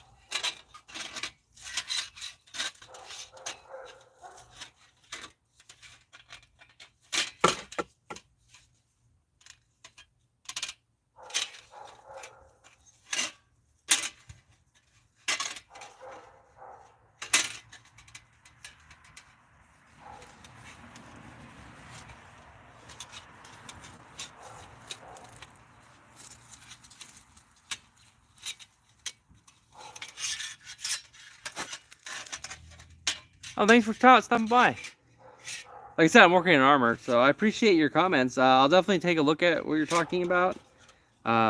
Jesus is the way, the truth, and life. No one gets the Father except through Him, and that's all I know. I appreciate your patronage. Ah!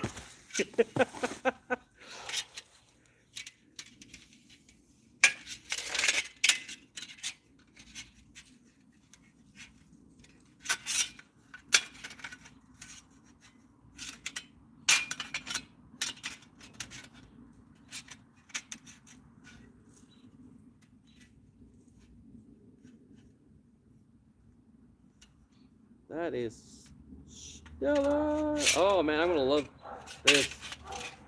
Maybe how I can shape those other plates is doing the same thing. And I'll get the wonderful bell-shaped design. This is gonna look so dope on the field. Oh, I'm gonna be so happy.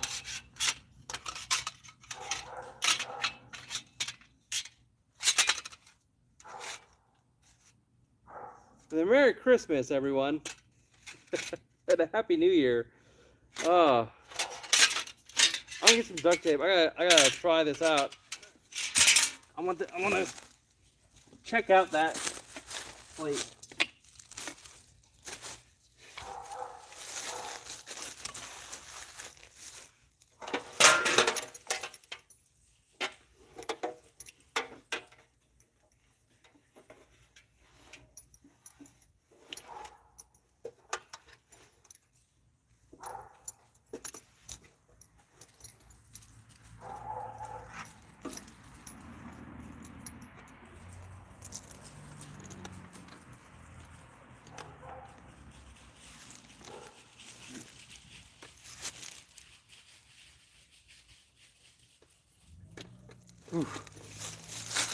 Check it out. Our Father who art in heaven, hallowed be thy name. Thy will be done. You're back here.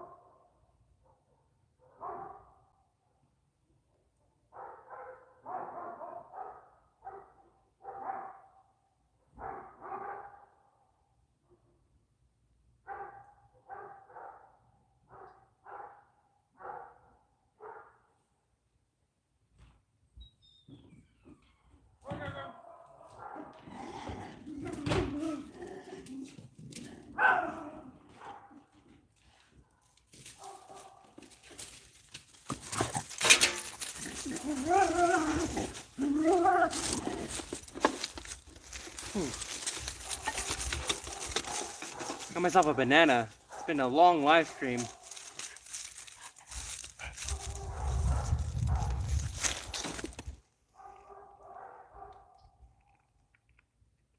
Yeah. I'll check it out, man. Thank you.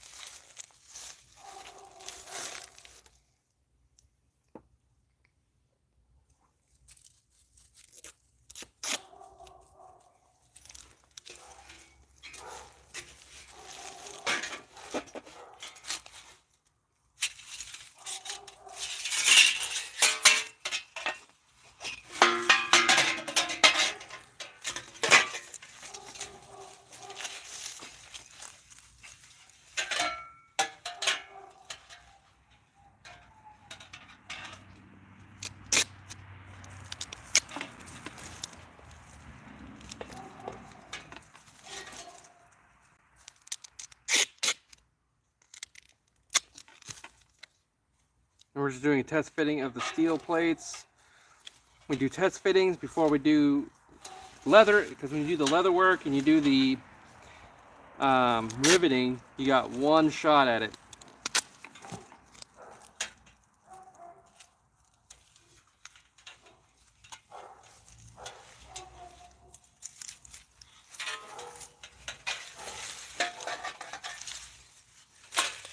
With duct tape, you can do it multiple times.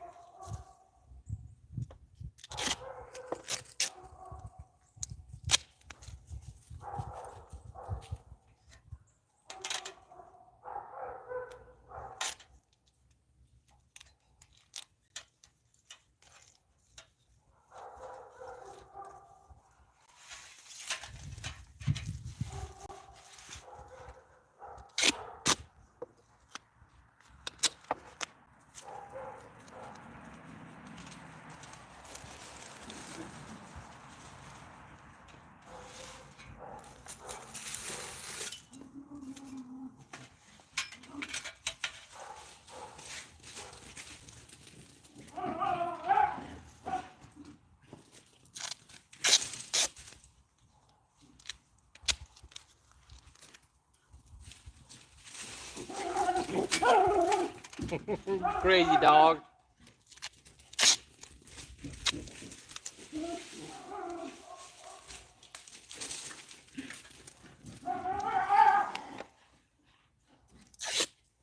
And we're in the washroom when the sun goes down. We're just test fitting this stuff on.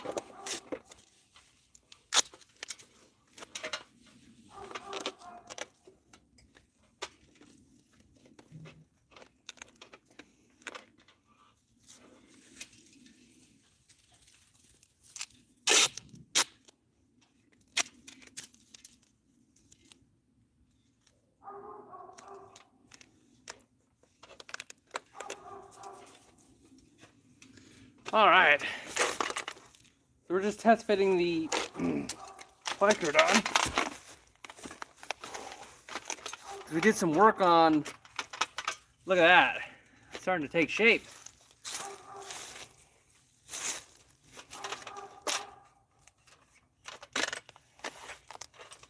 So obviously you need to do some shaping of the chest plate itself.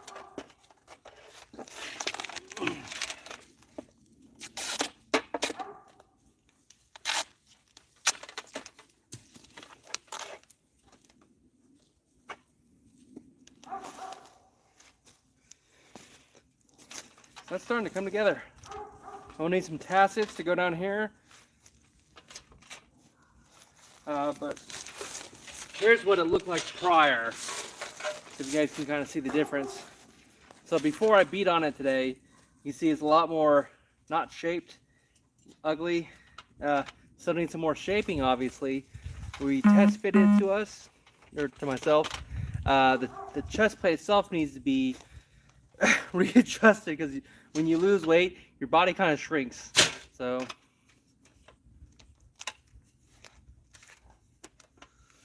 I'm gonna make sure all this fits nicely.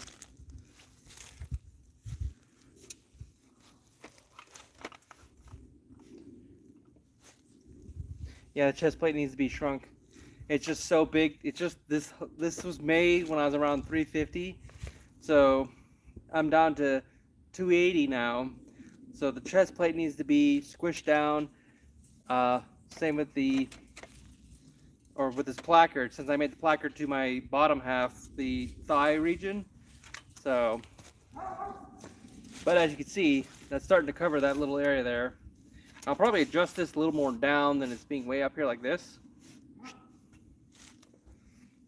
Or I might keep it like that and just have the 3 tassets. I think most people do right about here where my hands are at, and then they have tassets, which is just a plate of steel held together by 2 leather straps, and they can have 3 of those.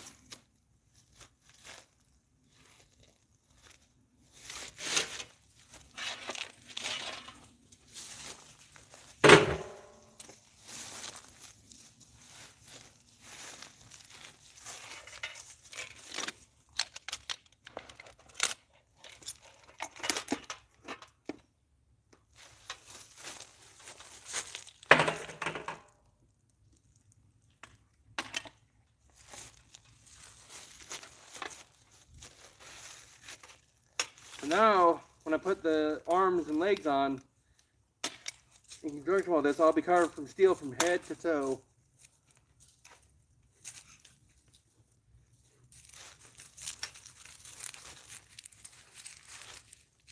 Oh, that feels better. So you can see with that placard, it covers the area that of concern I had, which is the front portion, groin region, sides. I have the back plate right here, which would basically complete that loop when this is actually formed and fitted correctly.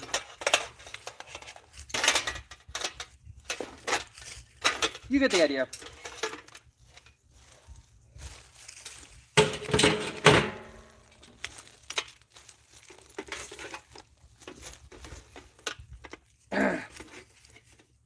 And I'll show you guys how the placard goes on when it's fully done.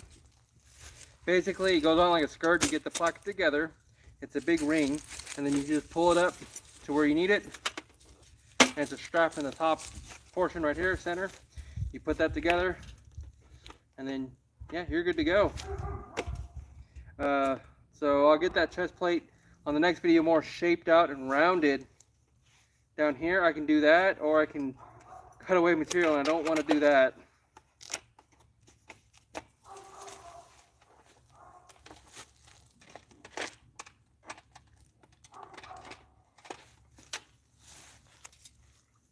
I see why they do that little flange. It gives it that kind of hourglass look on the outside. So I'll probably do some more shaping as I get this to where it needs to be. And it's gonna suck when I go into combat. This is gonna get dented and melt shaped, all sorts of things. But glorious thing about 18 gauge mild steel, easy to bend back.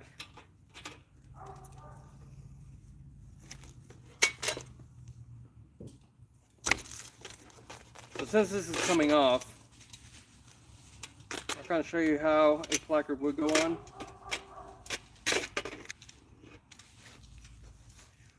So you can have a general idea of how this is going to work. So I would step in the loop, bring it where it needs to be, and then I would leather strap this. And I do the same in the back. It'll be a strap back here, and it'll be the same process. And that's how this is. This is an independent piece that protects the thigh region.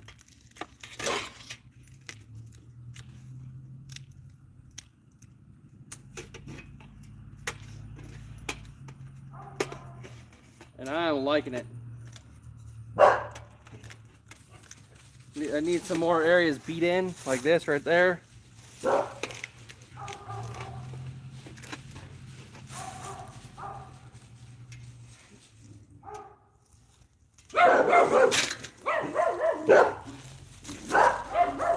The mailman.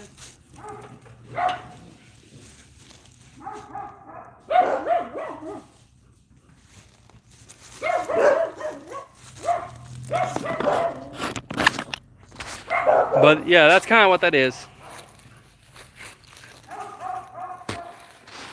So that's looking mighty nice now.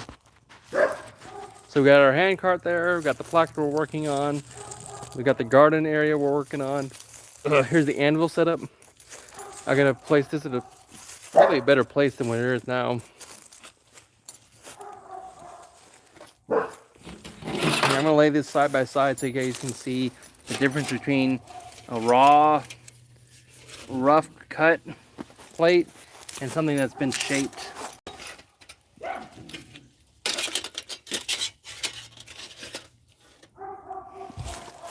So you can see that has that more hourglass look to it.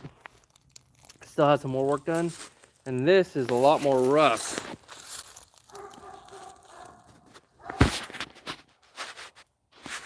That's a lot more rough than the one on the right.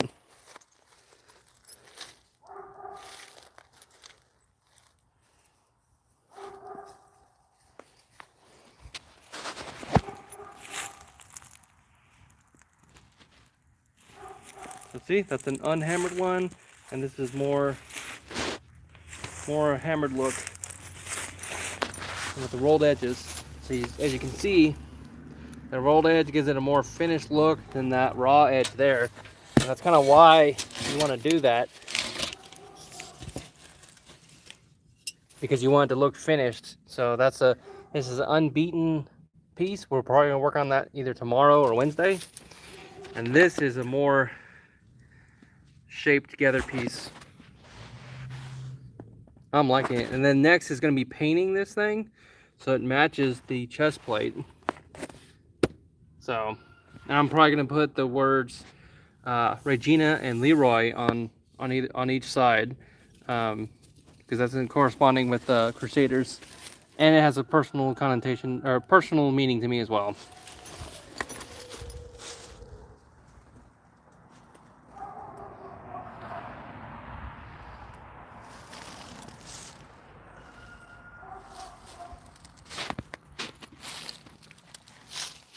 Like I said, we're gonna stay in this live stream until it gets dark. So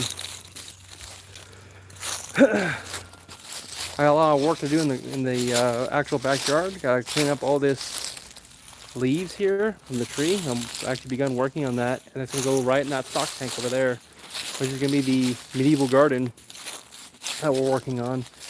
Actually started also some woodworking from natural material that I have here. So this is gonna be for another project. I cut it up, process it. One of the things I want to work on. Let's see. I already have a tent. I have a backpack, so I'll have to look up other use cases for bushcrafting material.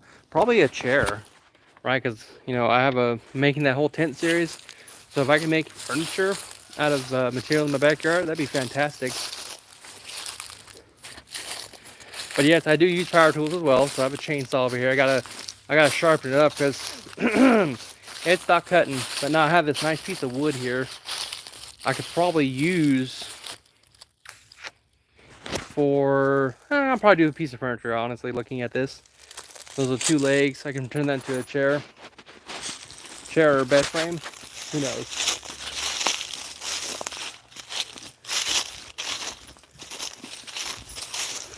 But I like how the outdoor workshop's starting to take shape. I'm gonna have to move things around and get where I actually want it.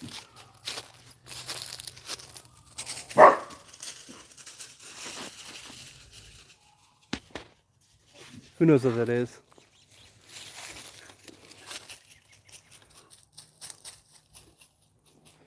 But anyways, we're working on the armor placker right there as well. If you guys already have not seen that, when that's done, we're gonna do a whole video series on just that. Just going out in the armor, getting ready, fighting. I had some more fighter practice. Last fighter practice video I'll be posting for you guys.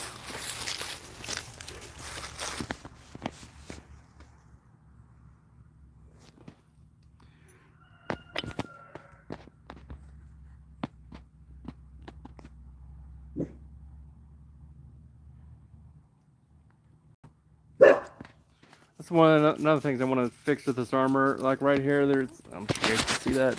There's a gap right there. I kind of want to get that more squished against my chest. Obviously I can move around like that. It's one way of doing it. Because it's not shaped correctly. Or at least how I'd like it. Definitely have to come back and I probably put the chest plate on and just squeeze it to get more shape to me. That's one way. I'll probably have to bust out, honestly, the railroad stake and anvil and start working on getting that shaped better. Probably end up putting, if I hammer this, that's the thing. I can't really hammer this because it's painted, and I don't want to ruin the paint job on this. So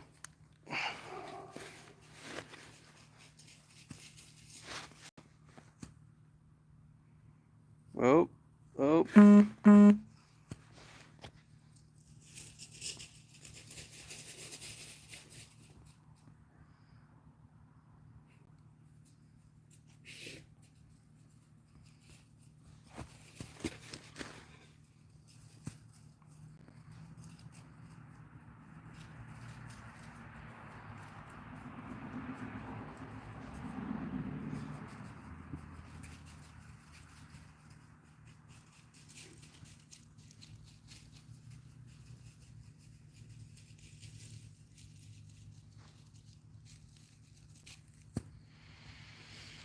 What a beautiful Christmas Eve, just to be here and breathe.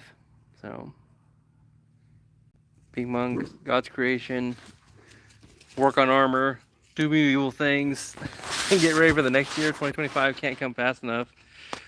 So we're almost to 1,000 subscribers, and it's just crazy. Like, one little bit of time, dedication, and effort can produce over a period of time. And that's kind of why I like working on the plate mail, or the plate armor. It doesn't happen overnight. It's not quick. It's not easy. It's a discipline just to get into the thing and to use it. So, and there's a lot of obstacles you got to overcome to even be a practical fighter on the field. So I learned sword and board is not my cup of tea with the current gauntlets I'm running. So I'm gonna have to get finger gauntlets to run sword and board properly, because when you just can only do a fist, it's hard to get the proper dexterity you need. Doing fantastic. Just working on armor, taking a rest, and planning the weeks to come. So I was working on the placard for this armor that you see that I'm wearing. Here is a near finished piece. I'm still working on getting the finer details done. And here's just basically raw cut and taped together. Yeah, it's the best I can produce currently. I'm just happy I got that hourglass shape down, because there's this shape you get with the kind of hip, because I saw on the template that has this kind of that shape where it goes inwards and then outwards. I was wondering how they did that, and I nailed it. So what I kind of learned today is I can sit down in a chair and fit plate to me and bend it to where I need it to be, over one another, and lay it out, because I have to be able to sit in this. So I was like, all right, if I have to sit in this, I might as well sit down and lay it on me, because I have the gambeson on. That's what this is. And then go from there. One of the next projects I got to do is repair and fix this cart. I learned some lessons there. Like, I gotta get better blocks like this, or I should put that hole in the side next time. The wheels, gonna redo the wheel, or get another wheel set. These wheels I'm content with being my first wheel set. This being my first medieval cart, pretty content with it. Has the very ye olde look.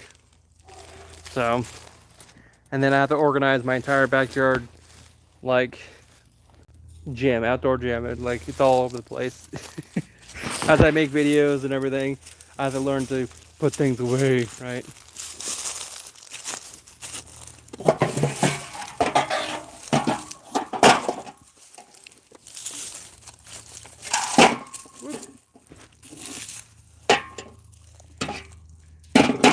Yeah, if it's the first time stopping by the channel, this is a hard sport combat that we're into. So we're actually building this for a reason and a purpose. If you're familiar with Boo Hurt, it's not that. It's SCA, Society of Creative Anachronism. We use rattan weaponry. It still hurts. We actually had an injury yesterday. Someone got hit on the side hard enough to bust blood vessels and other things. He had a hematoma, he had to go to the hospital. So I no longer think this is overkill. What I'm doing exactly? Well, I was hammering that steel, right? So on my anvil. And currently I'm just live streaming on Christmas Eve and chatting with people. Every Monday I usually have this ain't Monday, but yesterday I got kind of busy, so I moved my Monday night chat to today, and we just talk with subscribers, people that are interested in the channel per se. I just kind of like let it flow naturally and authentically, as much as humanly possible. Merry Christmas to you as well. And the channel is a 14th century Christian channel, 14th century Crusader Christian channel. The 14th century Crusader is around my SCA persona, so hence all the armor.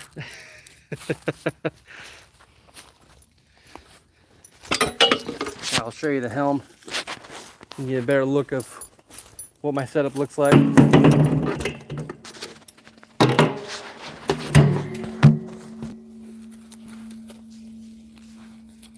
So this ain't all of my kit.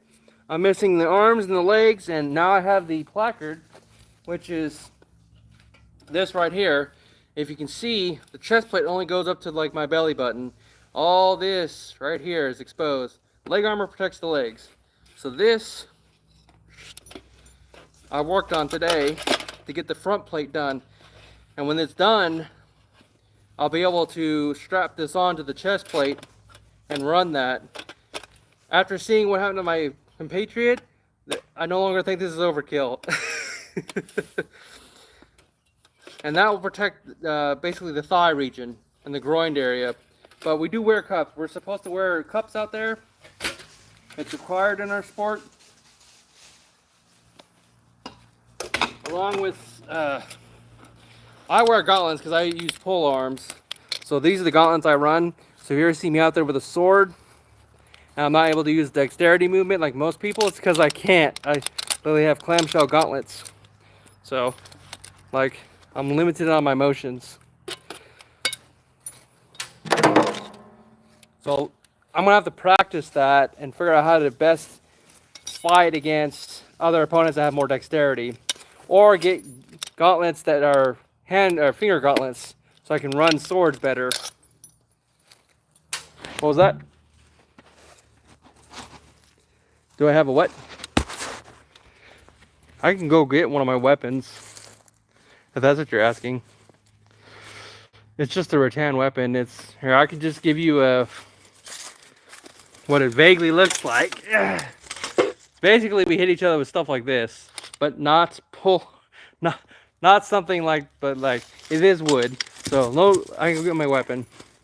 It's rattan weapons with duct tape over the top of them, and what the duct tape does is prevent any of the material from lacerating people as it breaks and splinters, etc. That's primarily what it's for. Or when a weapon does break, there's something holding it together, and then the fight can be halted. Actually, no, I can't.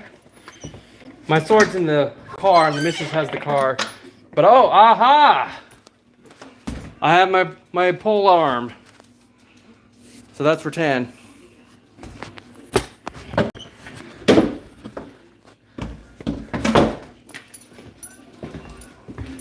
So I don't have my sword on me, it's actually in the car. Come on, dogs.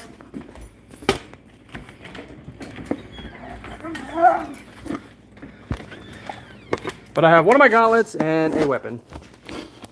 And I'm still working on this weapon here. Because I got told by one of the marshals, it's too soft. I was trying to make a weapon not to harm people too much. And in the process of doing that, I made a very fluffy weapon. So he gave me some advice: add pieces of leather and rattan this to the striking surfaces, so they can hear that clack. Is what they call them, clackers.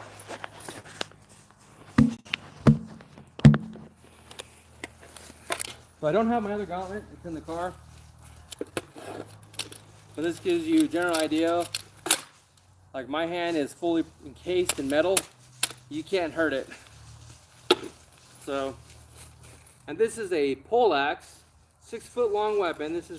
I made it as historically accurate as possible. You can only do so much with rubber and leather, because these are training simulant weapons, not actual weapons, obviously. So it has spikes on both ends, hammer side, axe side, and apparently I gotta add this material to the striking surfaces on both sides to get a more hefty clack. So let me if I can get more of a setup.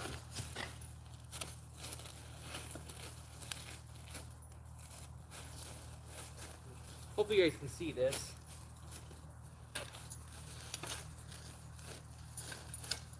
So we strike with full force strikes. That's hence the armor, why we wear it. So, because you can do some serious damage with this stuff.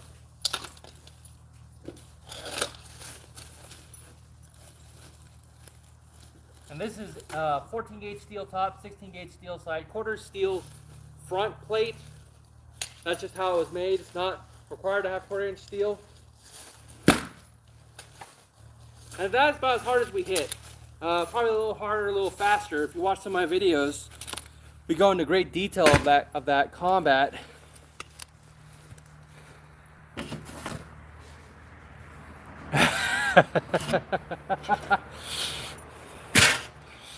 But yeah, so far the reason I do this is to focus my effort on losing weight.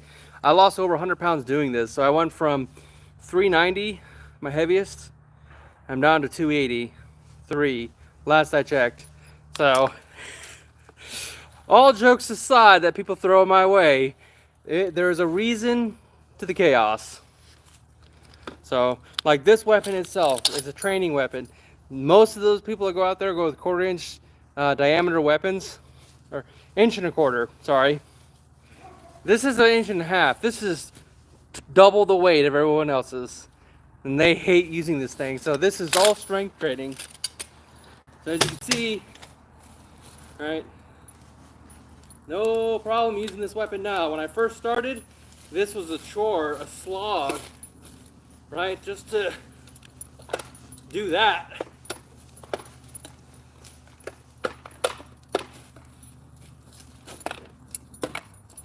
Right? And this is double the weight of a normal weapon.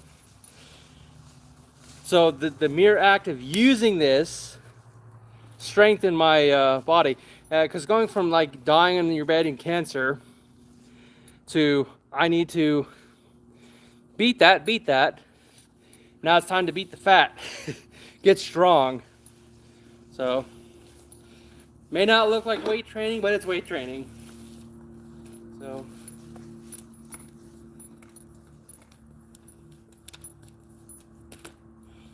I was part of JROTC back in high school. That's how I know how to do all that nonsense.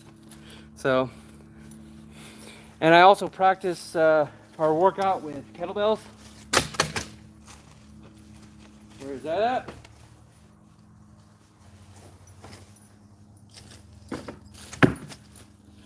This is my friend Sir Lift-A-Lot. I don't know if you can see that. 25-pound kettlebell. You'll see a lot of my videos.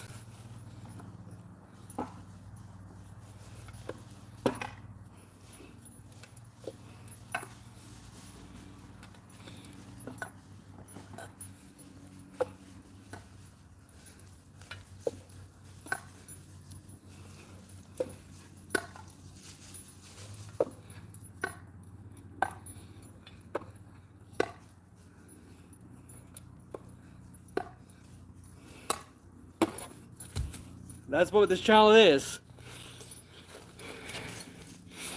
Yes, it's been used quite a bit. It stays out in the outdoor gym. Has to be rusty. If it was nice and clean, that tells me one is not using it enough. At least how I see it. But Sir Lift-A-Lot is old and tired like myself. But guess what? 25 pounds is still 25 pounds, whether it's rusty or not.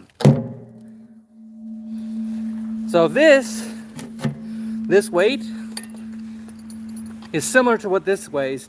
This is about 20 pounds right here in the helmet. 25.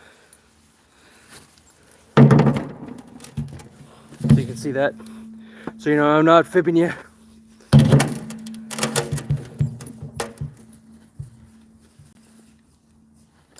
So if you ever see this channel as random, chaotic, it's because I'm a chaotic, random person at times. I just found something that kind of can focus my energy into different creative avenues for one singular purpose. I find that amazing. Well, I've retracted. You're going to say something, commit to something. That's what I find odd about modern day people when Facebook introduced that. Like, if you're not to say something, is it not to be committed? why say it at all.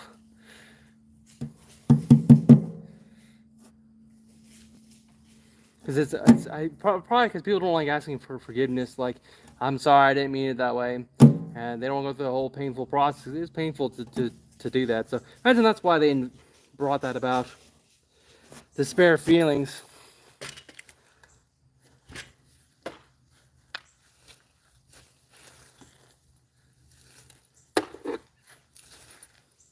Another way we train, or I train at least, is I use this because this is basically a giant lever. Hold up my wrist that way and just move that until I can't hold it no more. Just keep right about there. So that builds this torsion, right? Because you need that rotation as you're going into your swings. Even with this, if you look, that rotation, right?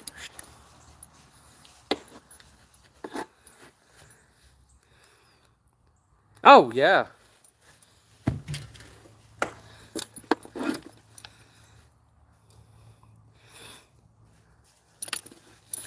Check this out. We actually modified this thing because I got tired of... I'm claustrophobic sometimes. So we actually modified this thing. The next thing we gotta do is get rid of the straps and make it where there's pins holding it together. So I can just clamp it down, push on pins on each side, and then lift it up. Yeah, I thought so too. By the grace of God, I got this. Facebook Marketplace. There's a guy who in our society who makes this type of thing. I gotta learn how to make this particular faceplate. I'd love to make 1,000 more like it.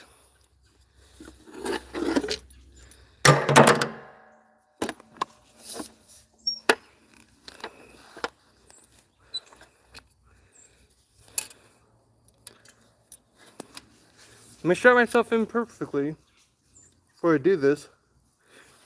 So the reason we wear chin straps is to prevent the steel from touching our face. Scares you a little bit, doesn't it?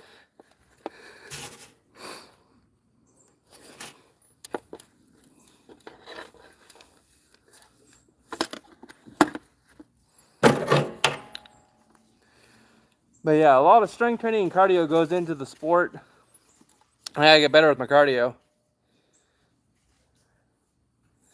Low donut prices. No, I actually lost 100 pounds doing this, brother. So I'm going to battle to lose weight. I went to battle initially 4 years ago to beat cancer. Beat cancer. That's the dragon I slayed for my mom first. The next dragon is my weight. 390. I'm 280 now. So lower donut price. I love it. Ketogenic diet for the win, honestly. High fat, moderate protein, low carb.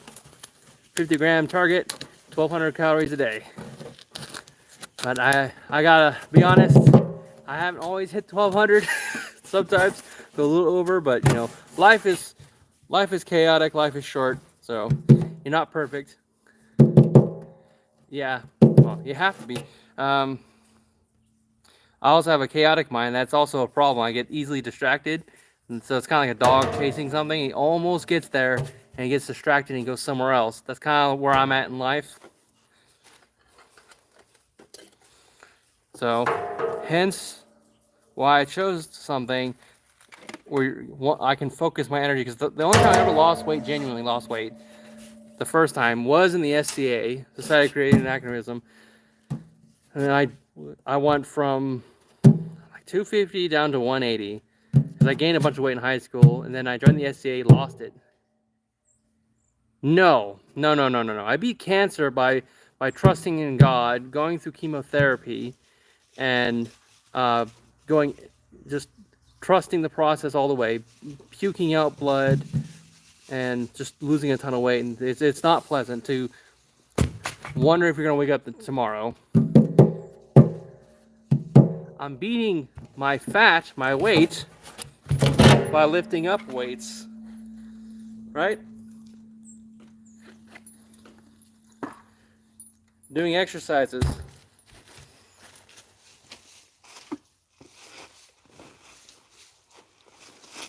Right? Stuff like this. Like sandbags. Yeah.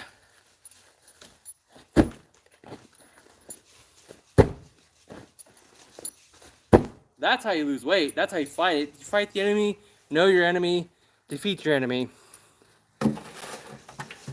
Beating kids? I fight old grown men. And I work hard. You know, you work hard and you have hobbies that you can support through financial means. That should tell you something about that person. It's easy to laugh at things you don't understand. I get it. You probably play Pokemon or Fortnite or one of those other games, and people might poke fun at you for playing video games or whatever. There's someone that's laughed at you for something, whatever it may be. You know it's not silly. Put do dance with, please. I don't know what that means.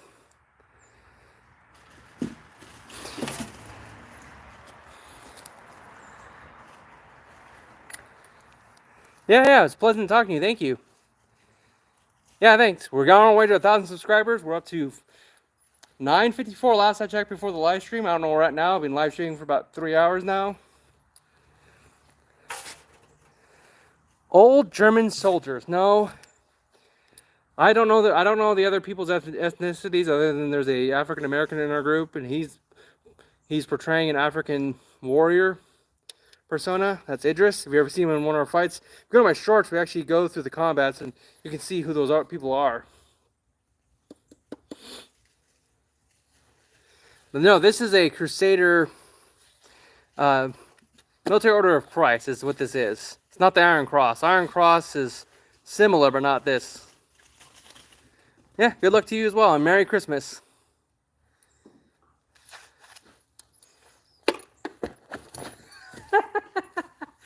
That's one thing. A fat man will always know how to balance himself, and you don't want to fall, because falling is dangerous for fat people. So you gotta be able to like, right?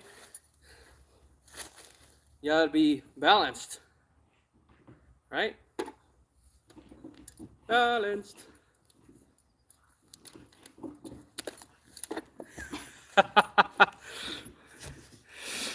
Knights Templar ceased to exist, I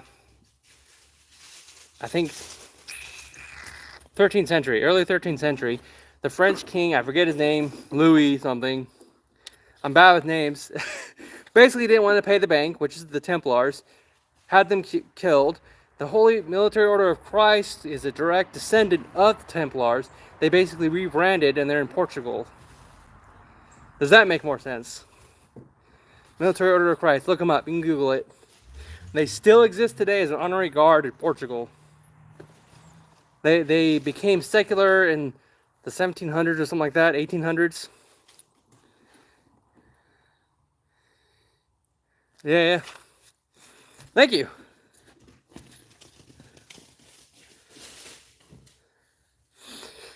I ceased believing in myself and started believing in this beautiful man right here, Jesus Christ, and that got me through all my obstacles.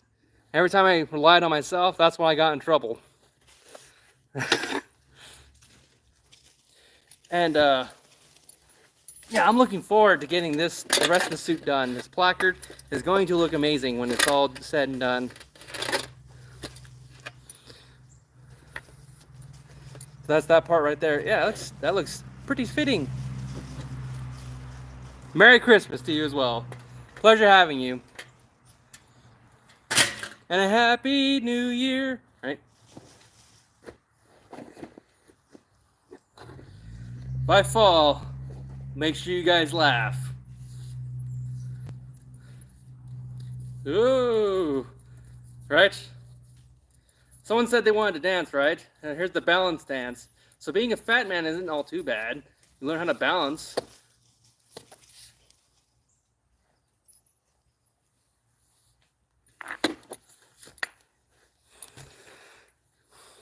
Because the last thing you want to do is fall and hurt thyself, thy elbows, thy neck, thy hip, thy belly, for then you cannot eat. That would be bad.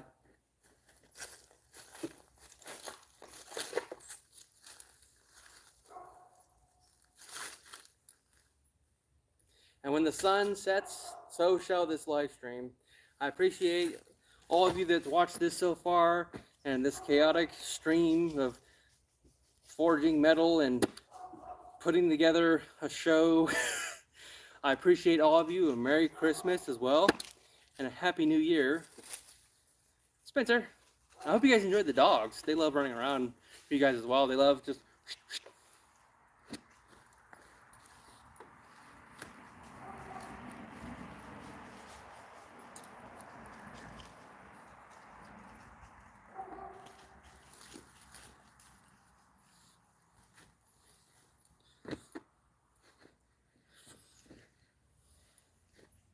I never balanced on my left foot, I imagine.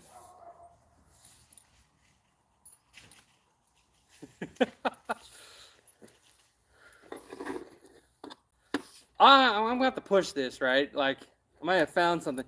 Like, I've seen those guys where they balance on the pole arm and they're leaning to one side. I'm gonna have to push it to that extreme. I think that'd be a lot of fun.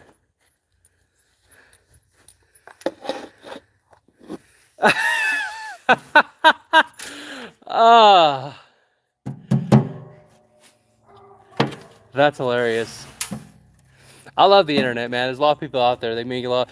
You know, when I see people talk like that, I was like, man, it almost sucks must being a commoner, but also must be hilarious. The variety is the spice of life. Because that's like an old joke as old as time. You know, nerds built the internet, right? And then the devices that you're on, oh. It's okay, though. I like the joke. I appreciate it. Defend thy virginity. My brother showed me that meme as well, right? So I think it's great. It's good to be able to laugh, not take everything so seriously. Like, I'm offended. How about the stranger? Right?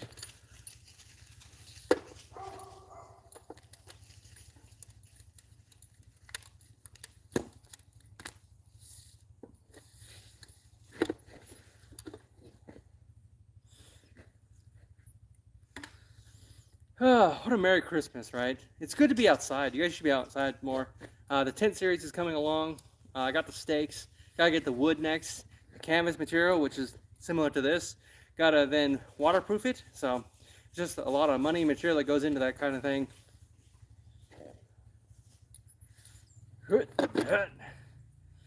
Defend thyself, right?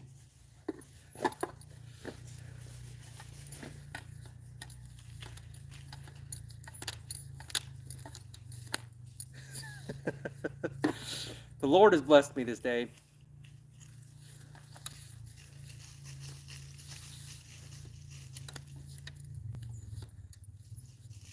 You know, my mom used to do baton twirling, so I imagine that's a gift from her. A gift from God, right? So, it's in honor of her, I imagine. I twirl sticks. So, I hope you guys have a Merry Christmas. I can't say that enough. I've said that so many times. It's good to say it again. I remember going years not saying it for whatever reason. It's just good to be saying that type of stuff and meaning it.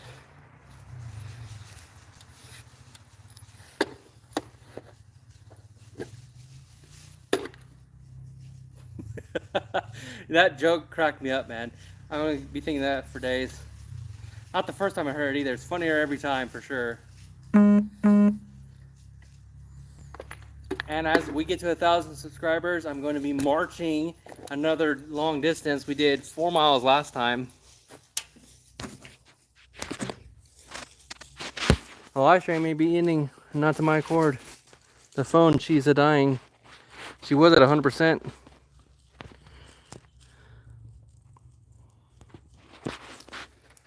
So this may be where we part ways, brethren.